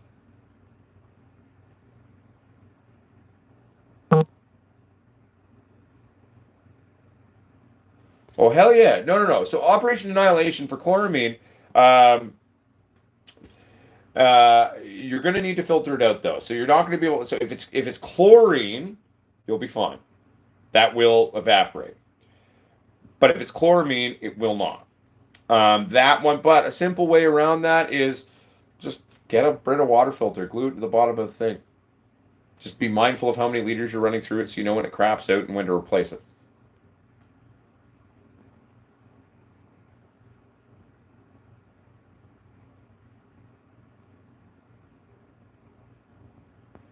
Yeah, and so Eric Grant's artistry, I'm going to speak to that for a second. You've brought up a very good point. So everyone, Eric's message was, when I started growing, I made the mistake of getting one piece of information and thinking that's the way it has to be. And then I find as I go on, you have to find out what works for you, but to learn what you can.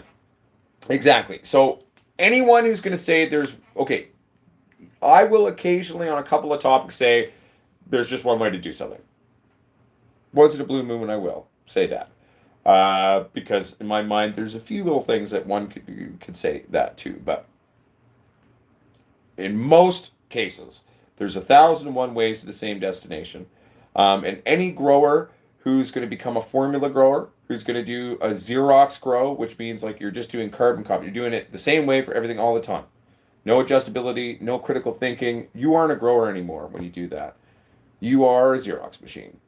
You are a monotonous automated robot with no actual intent, intelligence, creativity, intuitive nature, no ability to critically think, assess, and then adjust. A true grower is organic in terms of the way their mind works and the way they approach their grow. And that is how you truly grow.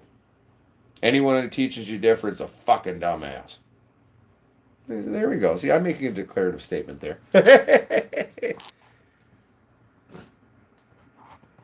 Yes, Mud Swat. 1 second. I'm scrolling up. Mud Swat.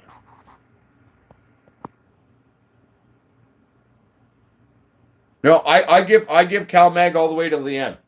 I adjust my levels at times, but my last feed that I did to these ladies, there was CalMag in. Some people are like, oh no, don't give CalMag in flower, later flower, it's gonna make your buds fluffy. Bullshit. Calcium and magnesium are still important during flower, especially magnesium. Actually, more important, magnesium at least, is more important in flower than it is in veg. So, yeah. So don't listen to that. I use it throughout. I do adjust my levels, and I do temper it back a little bit in later flower, but it's still there. It's still part of it.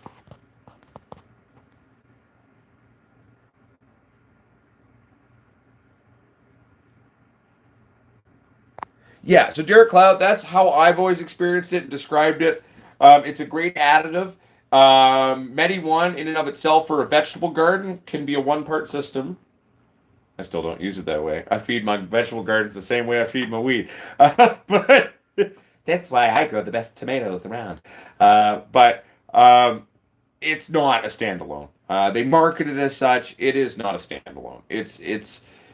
It can function as a base, but you got to add a lot of stuff to it to really hit those notes. And even still, like, so they're one part Medi 1 kit they sell on Amazon with all the other secondaries. Like, they're selling you most of the secondaries I'm using, but incorporating that just into Medi 1, it's still not going to quite get you there. But it's pretty close, I guess. But no, that's why I prefer the 3-part system. And then I use Medi 1 as a secondary influx or add-on, you know, to the 3-part with all the other secondary add-ons that I utilize.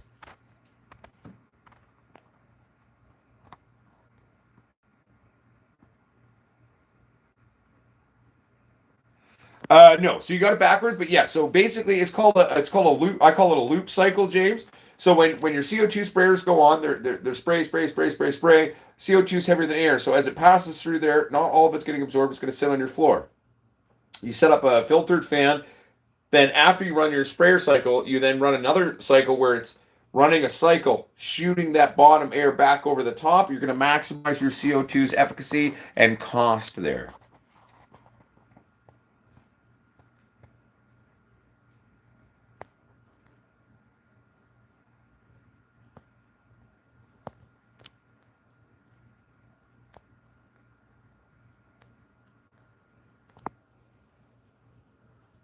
When do I stomp with the C Uncle Squash? Huh? What do you mean by C? Like yes, as in Spanish? I'm confused. Yeah. So you're correct. Byron Hayes, it's not just great for magnesium. It's great for sulfate requirements as well, because Epsom salt is not a salt, everybody. It is magnesium sulfate. So it's going to hit both of those notes.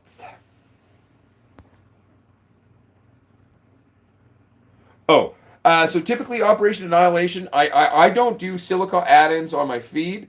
I will incorporate diatomaceous earth as a long-term breakdown, as well as I will make a bit of a tea out of it, and I'll kind of introduce that once.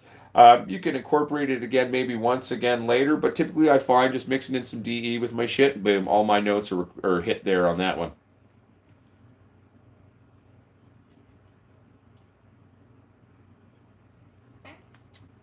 Yeah, no worries, Sean or Pops. You're doing it how I do, buddy. So, I think you'll be okay there, but.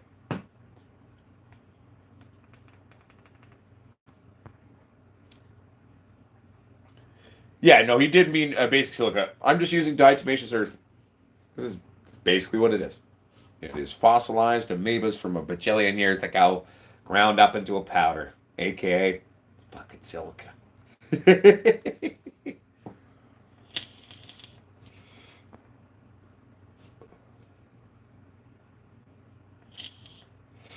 uh, well, shotter pops. I mean, if we're using bottle newts, right? Like we're typically flushing for the last 2 weeks, so I would say um, maybe slightly less, but it's not even necessarily going to be an issue if you don't, because remember, you're cutting everything off for the last 2 weeks and then forcing it to use its natural stores as well. You know what I mean? So,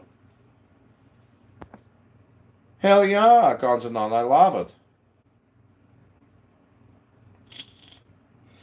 Yes, but Jose Canela, though, you got to remember, though, we're talking about mixing it into our soil, top dressing, wetting it down, at which point it becomes a clay and slowly breaks down. And it's not like I'm going in there with dry DE on anything, right? Like, and often I'll take like DE, and I will make a slurry in water with it. Typically, only do a teaspoon. I went really heavy on these ones, and I pissed them off. I wanted to see what would happen. They didn't like it. Well, they liked it in the long run, but it kind of choked them out in their roots at first. But instead of following my usual 1 or 2 teaspoons to a liter of water, I did 3 tablespoons, and heaping tablespoons too. I wanted to see what would happen.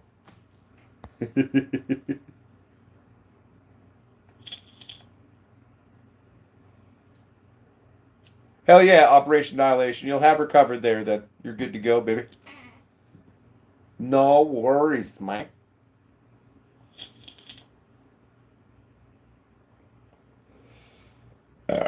Excuse me. I did. I just didn't. I didn't roll one, and I gotta pee again now. Right here. I'll smoke a joint with everybody to finish the show. I just really gotta pee again. No, because there is some silica in there, but Byron Hayes, again, if you got some DE on hand, baby, it's the way to do it. Yeah, no, it is hazardous. Now it's not hazardous if you burn it. It's when you inhale the powder from it into your lungs, because it is kind of like micro razor blades. So when it goes into the bronchioles of our lungs and the tiny little alveoli of our lungs, etc., in the bronchioles, it's not good there. So be careful, everybody. Maybe wear a mask. I don't, but I often do things that are stupid. I never wear glasses in my grow.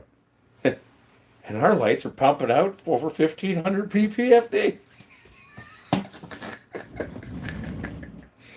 Okay, I'll be right back. No. I don't want to freak out some of the new audience members, you know what I mean? I'm just going to go take a piss, and then I'll be right back, and we'll smoke a little joint to end the show. Talk amongst yourselves, everybody. I'll be right back.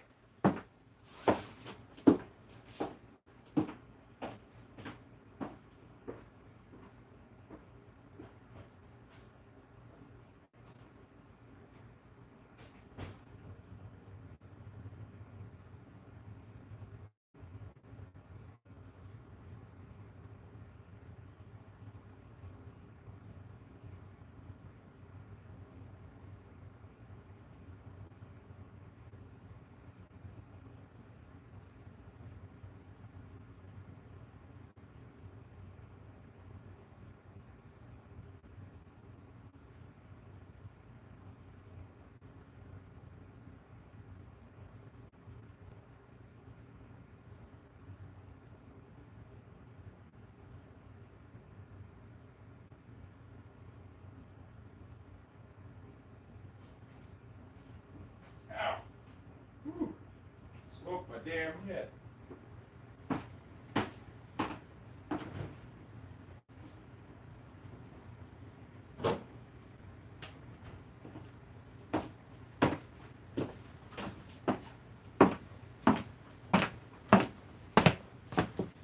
All right, let's roll a joint, everybody. All right, let's do it.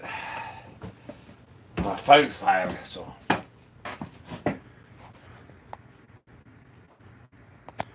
I know, Eugene Dolan, we're talking about diatomaceous earth, but perlite is also very dangerous, so be careful about that as well.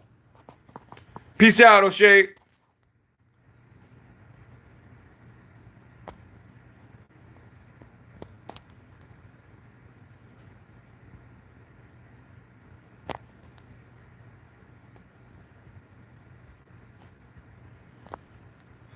Hell yeah. So Sean or Pops, drop a comment, shoot me an email with a link though, because again, it's hard for me to find everybody outside of the show because I can never figure out how to find people on YouTube or any of the other stuff. So if people want me to take a look at their stuff, I'm happy to. Just send me a link, a connection, a comment, so then that way I have a way of finding my way back to it.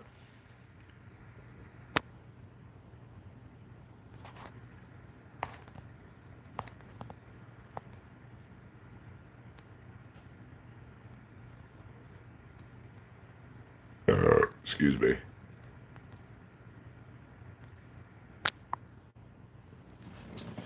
All right, so.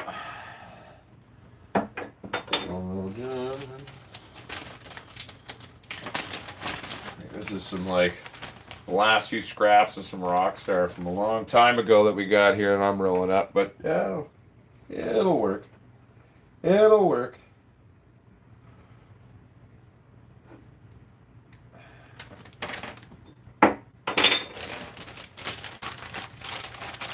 Do do do do do do do do. And remember, if you're actually mixing in DE into your dirt, you don't need to worry about further silica. It's more than enough silica will be present in your dirt from that, especially if you do a bit of top dressing as well, and you'll be good to go.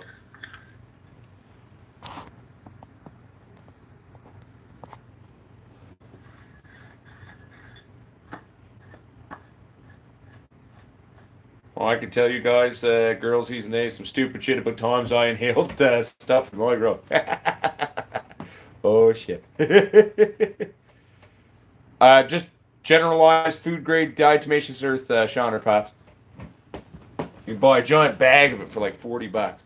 Big ass bag. The bag I have of it, I bought 3 or 4 years ago. I'm still going with it.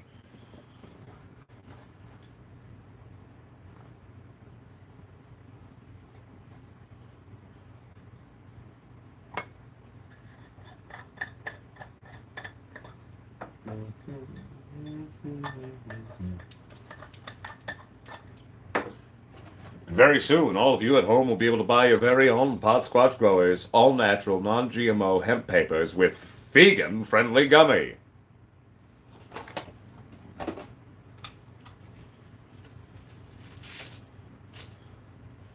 Potsquatch for life.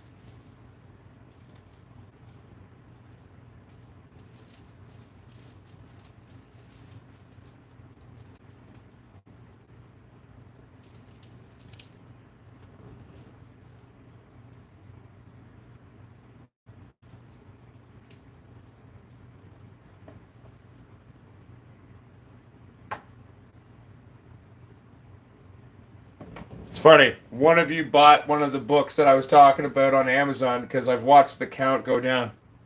There were 7 used. Or no, I think there was more than that. There was like 7 or 8, 9 used, maybe. Maybe it was just 7. But someone bought the West Coast Smoke book. Whoever at home bought that book off this Amazon link, you're gonna enjoy it. It's a great book. I loved it. I loved it. I still love it. I occasionally read it from time to time for fun.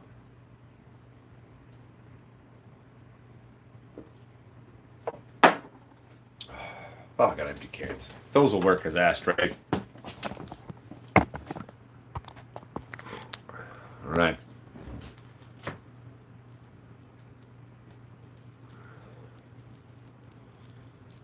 Now, Texas, though, tell everyone why you like squash papers, though.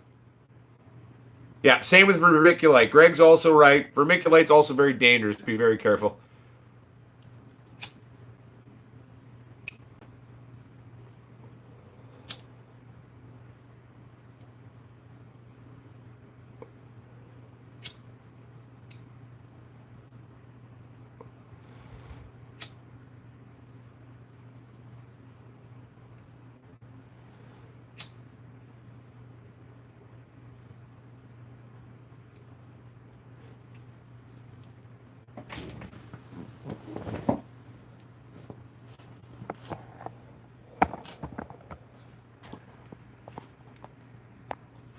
Yeah, but Ganjanana, your mama, you're a machine, though. You just puffing away hardcore.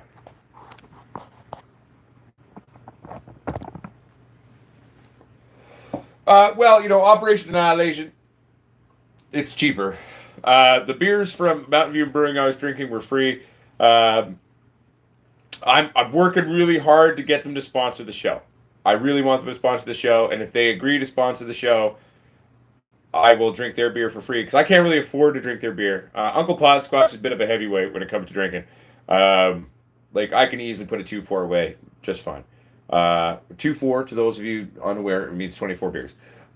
Case of 24. We call it 2-4. For me to drink a 2-4 of their stuff would be very expensive. Like a 4-pack of Tall Boys of their stuff's almost $20. It's expensive. But I got it for free because Mrs. Potsquatch works there now.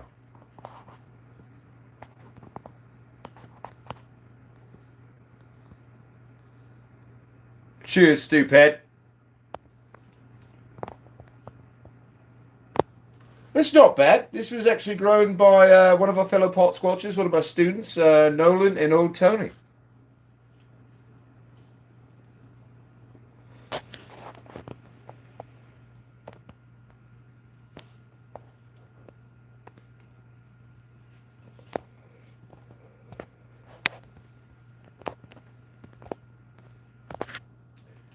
Didn't I send you some papers, Greg? I thought I sent you papers with that package. Or did I not? If I didn't, I'm a dink. Hey, no worry, Eric Gramps Artistry. You're joining us in the smoke regardless.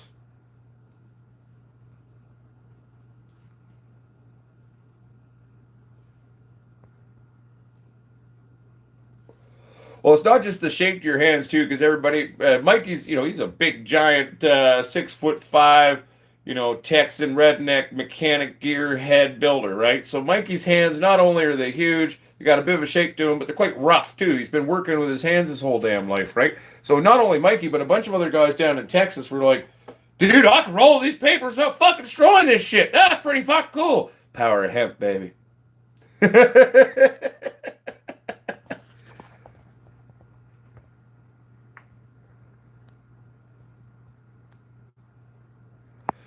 You gotta remember Derek Cloud. It's Canada. We pay a lot of stuff, but it's like high end craft beer. Like they're really high end, fancy pants, craft beer, right? So, and they make good shit. Like it's all small batch. It's all made locally, in house. It's boutique. It's high end, right? It is to weed, or wait, they are to beer what many growers like ourselves are to weed, right? We may not charge necessarily what they would, and to be fair, I mean, hell, like once we get our legal craft license and we're doing boutique local cannabis, I'm going to undercut the government hugely. Government's never going to sell weed again around me. I mean, it'll still be a legal sale, but like, because with the legislature, the farm gate here in BC in 2022, if you've got a craft license, grow, which is what we're working to save our money for to get the land, to get that all set up. We'll be allowed to have a dispensary at our own facility. Means you all can come visit Uncle Potsquatch, try some of my weed one day. Be so nice.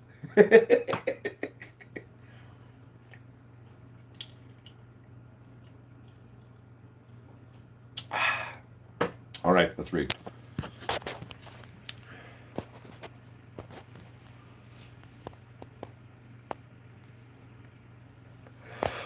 Screw the codes. Reverend Veritas, I'll design a rolling machine for you. We'll release a rolling machine. We'll call it Potsquatch's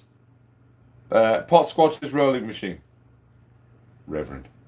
Maybe it can come with like a booklet that explains how to roll a joint too. Because like, Reverend, if I could teach Big A to roll a joint, I could teach anybody to roll a joint, man. Yes, Byron Hayes, the hats are still available. And it is my guarantee that even if like we run out of one size of shirt or hat at one point, we will always bring in more. And then we're even going to expand the line once we get everything going again. So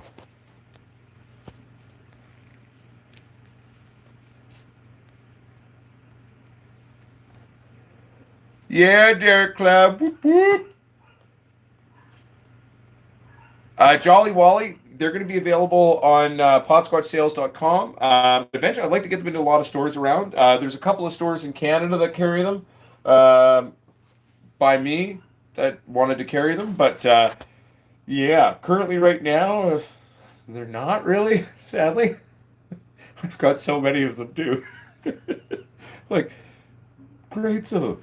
But our store hasn't worked in over 2 years, so we've got this brand new website, the brand new store. We've built it, and it's all gonna go live very soon. We're still, I don't even want to get into the payment portal stuff, but it's still not quite done. We're working on it.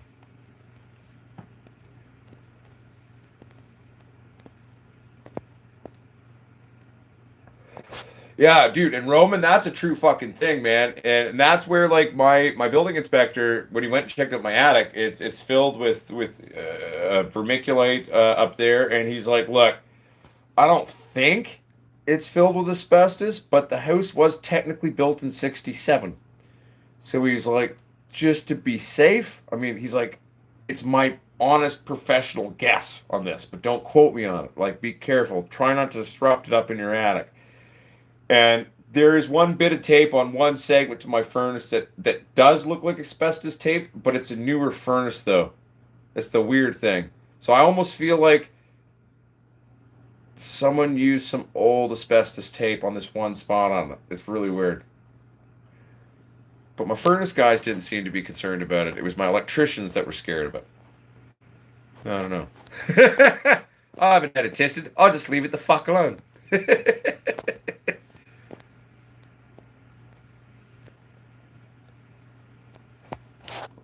Reverend Veritas, that's actually quite funny.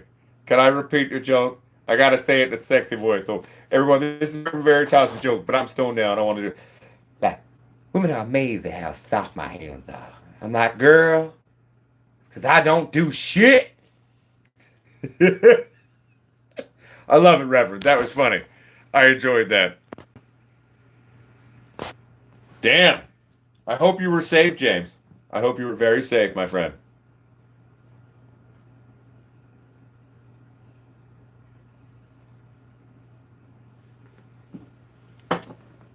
Oh, yeah. But the dust from perlite and vermiculite is still very dangerous regardless of the lack of asbestos. It's really not good for our lungs. Those tiny little alveoli, our bronchioles, are sensitive things.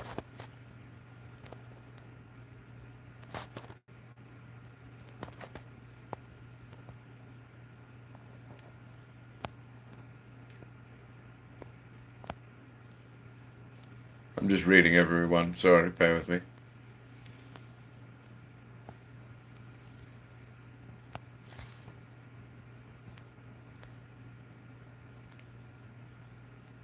Bear with me. I'm reading.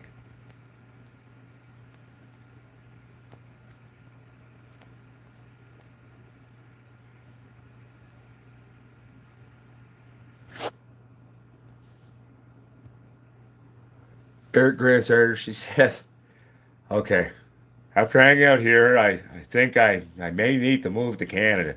Arkansas fucking sucks bad. Laughed my ass off. Well, I never been down to Arkansas.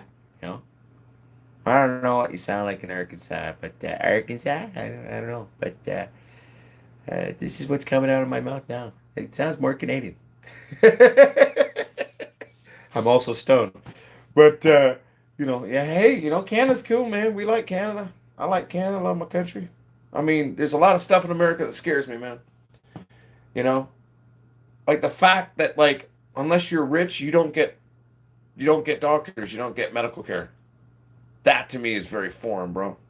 I mean, like, any first world country that's actually got a decent GDP to make us some money. And you charging your people some hella tax, motherfucker, you better give them some fucking doctor and medical shit. Damn, you fucking raping your people on taxes. Give them some fucking medical shit. We just had a big one here. We're going to start fucking under a certain amount of income. Dental's going to be eventually covered down in Canada, as well as pharmacology. That's right, you heard it. If you make, as a family household, under $90,000 a year, your dental, and pharmacare will be eventually covered. They're rolling it out and they're taking their sweet ass time because they're putting off paying for it. But it's going to take like 5 years to fully take effect. But I'm in full support of that. When we set up, healthcare for all, like we should make our taxes pay for something. Don't you want your taxes to pay for something? America, like, y'all paying taxes? Your government should be fucking giving you fucking doctors and shit. Make those bitches do something with the money you pay them, So, like, that scares me about America, man, like, and then, like, when I hear about the cost of what they quote on cost of stuff, and I realize it's all the insurance companies, it's super fucked in your country that way. Like, I don't know if Texas Squatch is still here, but, like, when Texas Squatch told me what the insurance company, and they were going to cover, like, this huge chunk of it, what it was going to cost for him to get 3 teeth put out and to be put under anesthesia, no way it costs that. I can guarantee you that's dumb. And so, anyway, now you got Stone Uncle Potsquatch here talking about, like, fuck, you pay taxes, the government should fucking give you some fucking shit, Take care of the fucking damn people. We didn't pay you money to go sit there and jerk off and get drunk, Make the fucking system work for us, babe, Anyway. I'm just having fun. Well, exactly, Eric. But see, I'm just saying, hey, America, Uncle Potsquatch from Canada says, demand more. I don't love my government. At least they do certain basic goddamn things with my tax dollars. Do a lot of stupid shit with it too, but we're working on it.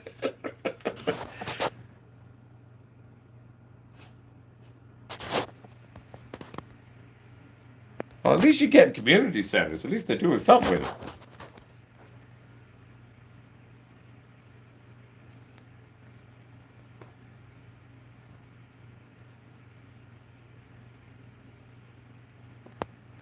So Reverend Veritas, depending on which charge it would be, some of them can be removed. You can do things, so maybe you could come into the country. But if it is the big bad one at some point, you're young and stupid, or even recently stupid. I mean, hey, we all learn at all different times in our lives. That may be a no-go. But, like, you can try, though, the certain ways, depending on what it was, Like, we're reasonable, So you can actually have it removed. You can get it removed in your country and this, that. There is a chance you might be able to do that, But, long story short, makes sense. I feel sad really. There's so many people of my friends, from other countries I've met through over the years doing all this, and in our community get to know each other, and I'm like, oh, if you ever want to come visit Canada, let me know if you're ever here, And they're like, oh man, I'd love to, but I can't get into your country. What'd you do? Oh, yeah. You might be able to get that one going. Oh, no, yeah, they don't like that one, do they? Well, they get mad at that, They get mad. And I'm not laughing at that. Well, I am. But I mean, like, in a different way. It's just like, yeah, it fucking sucks. It's either laugh or cry, right? Anyway, one sec here. I gotta fucking read.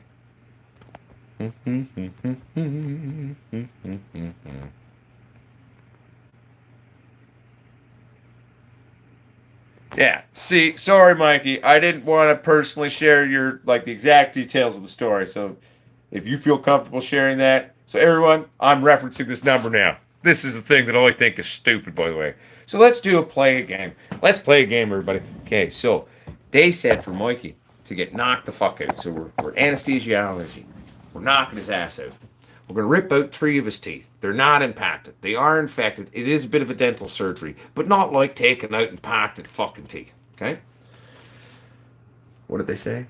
$15,586.22. In camp, my wife got all 4 wisdom teeth out. They were impacted. They had to cut open her fucking jaw and chisel these fucking things off the bones of her head. With anesthesiology and all that bullshit, blah, blah, blah. Paying with no health insurance, no benefits plan, cold hard cash money. You walk into that damn dentist and you say, motherfucker, I'm paying for this shit because my wife has been in pain for years and I got a few bucks. We're gonna get these out of her head, $3,000.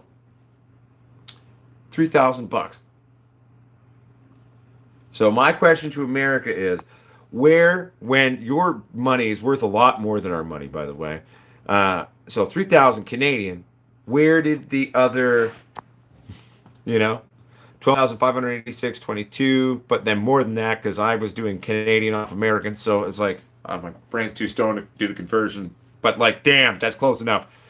Like, where'd the other money go? Like, where's the point on that? I got more teeth out that were impacted. They had to like chisel shit off bone. We just need to cut Mikey open a little bit and rip some shit out.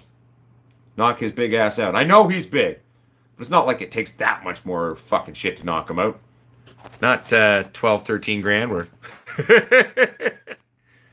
Hell yeah, James Mercer, 100%. Sorry, Mudswat, did I miss something? I didn't see the message, Mudswat. I missed it. I see your never mind.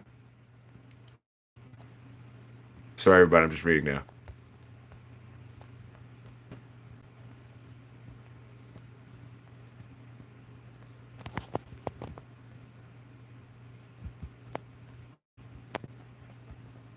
Kenneth Wall says, last question for you. At what internode do you recommend to top if you were to top? Have you, or have a good evening, talk to you later. Oh, yeah. So Kenneth Walls, to answer that if you're still there, again, depending on what you're really going for, but I wouldn't really top, let them have at least 3 or 4 nodes. Because like some people are like, no, you gotta wait till at least 7, you gotta wait till at least 8. I mean, well, yeah, if we got a giant growth space, or if we're going for that and growing giant monsters, sure, yeah, let it set in a little bit, get a little bit of a chunkier monkey bottom to it, and then split it up, right? But if you're doing a controlled grow and trying to keep it smaller and keeping it controlled within the space, do it earlier. But I'd still give them at least, maybe at the 4th node if you want to go like short squat, train out, like, maximize your space control. Or, wait to 7th or 8th node, then top there, play with those, let it go out. Maybe bottom strip right away. Just let that from the get-go at the top. If you're doing a scrog, that'll be great for a scrog, growing it that way. I don't like scrogs, but, so if you wanted to, like, form it out or train it out, I mean, there's so many different things you could do with it, right? But that's how I would approach that one.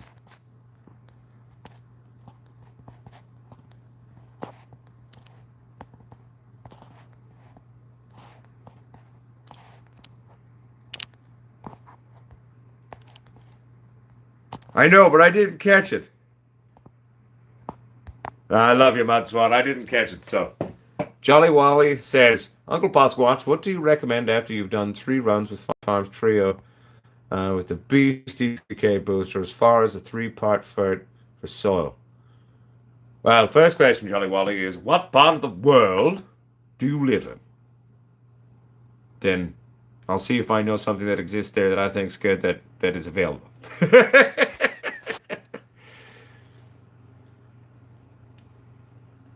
Yeah, no, it's fun. Like, and I'm just like, because that's the thing that. Oh, so I'm back on this, but it's like, because like my American cousins, I'm Canadian, okay? You're Americans. You're our cousins. You know what I'm saying? Like, you're like our weird, loud neighbors to the south, and we love you. We're not you though, and we're very proud of that. We go around the world. We get upset when people think we're you. You know. Americans go around the world, pretend to be us, because everybody likes Canadians, right? We go around the world, people think we're American. We're like, no. I'm a North American, yes. But I actually come from a different country. I am, in fact, prepare yourself, a Canadian. We are cousins, yes. Very similar, yes. But we are our own thing at the same time, very much. And we're proud of that. We're not necessarily a huge population. There's more fucking people in California than our whole damn country. So, goddamn it, we're going to be loud and proud. California outnumbers us, for fuck's sakes. We are not you. We're our own thing. All right, so Southwest New Mexico. All right. So, basically, Green Planet is my preferred brand.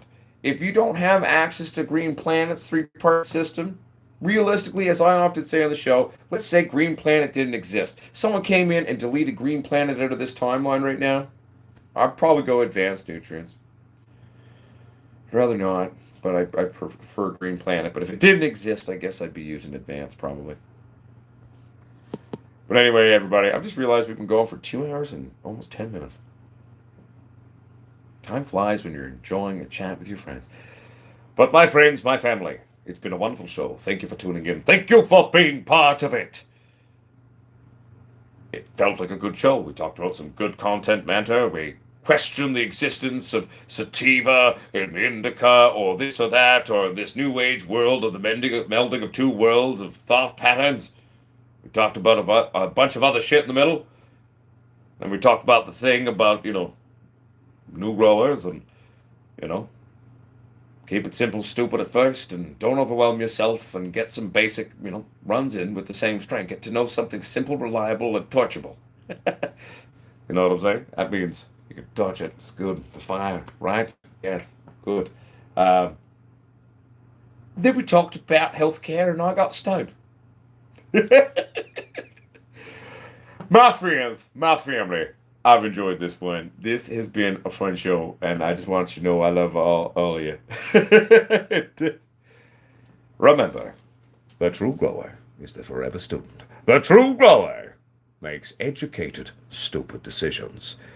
The true grower is not afraid to take risks. But yes, remember, maybe don't try to be Evel Knievel the first day you get a dirt bike. Love yourselves. Love your plants. Keep it squatchy. Keep it sexy. We'll see you next time. Rock and roll. Much love. Ta-ta.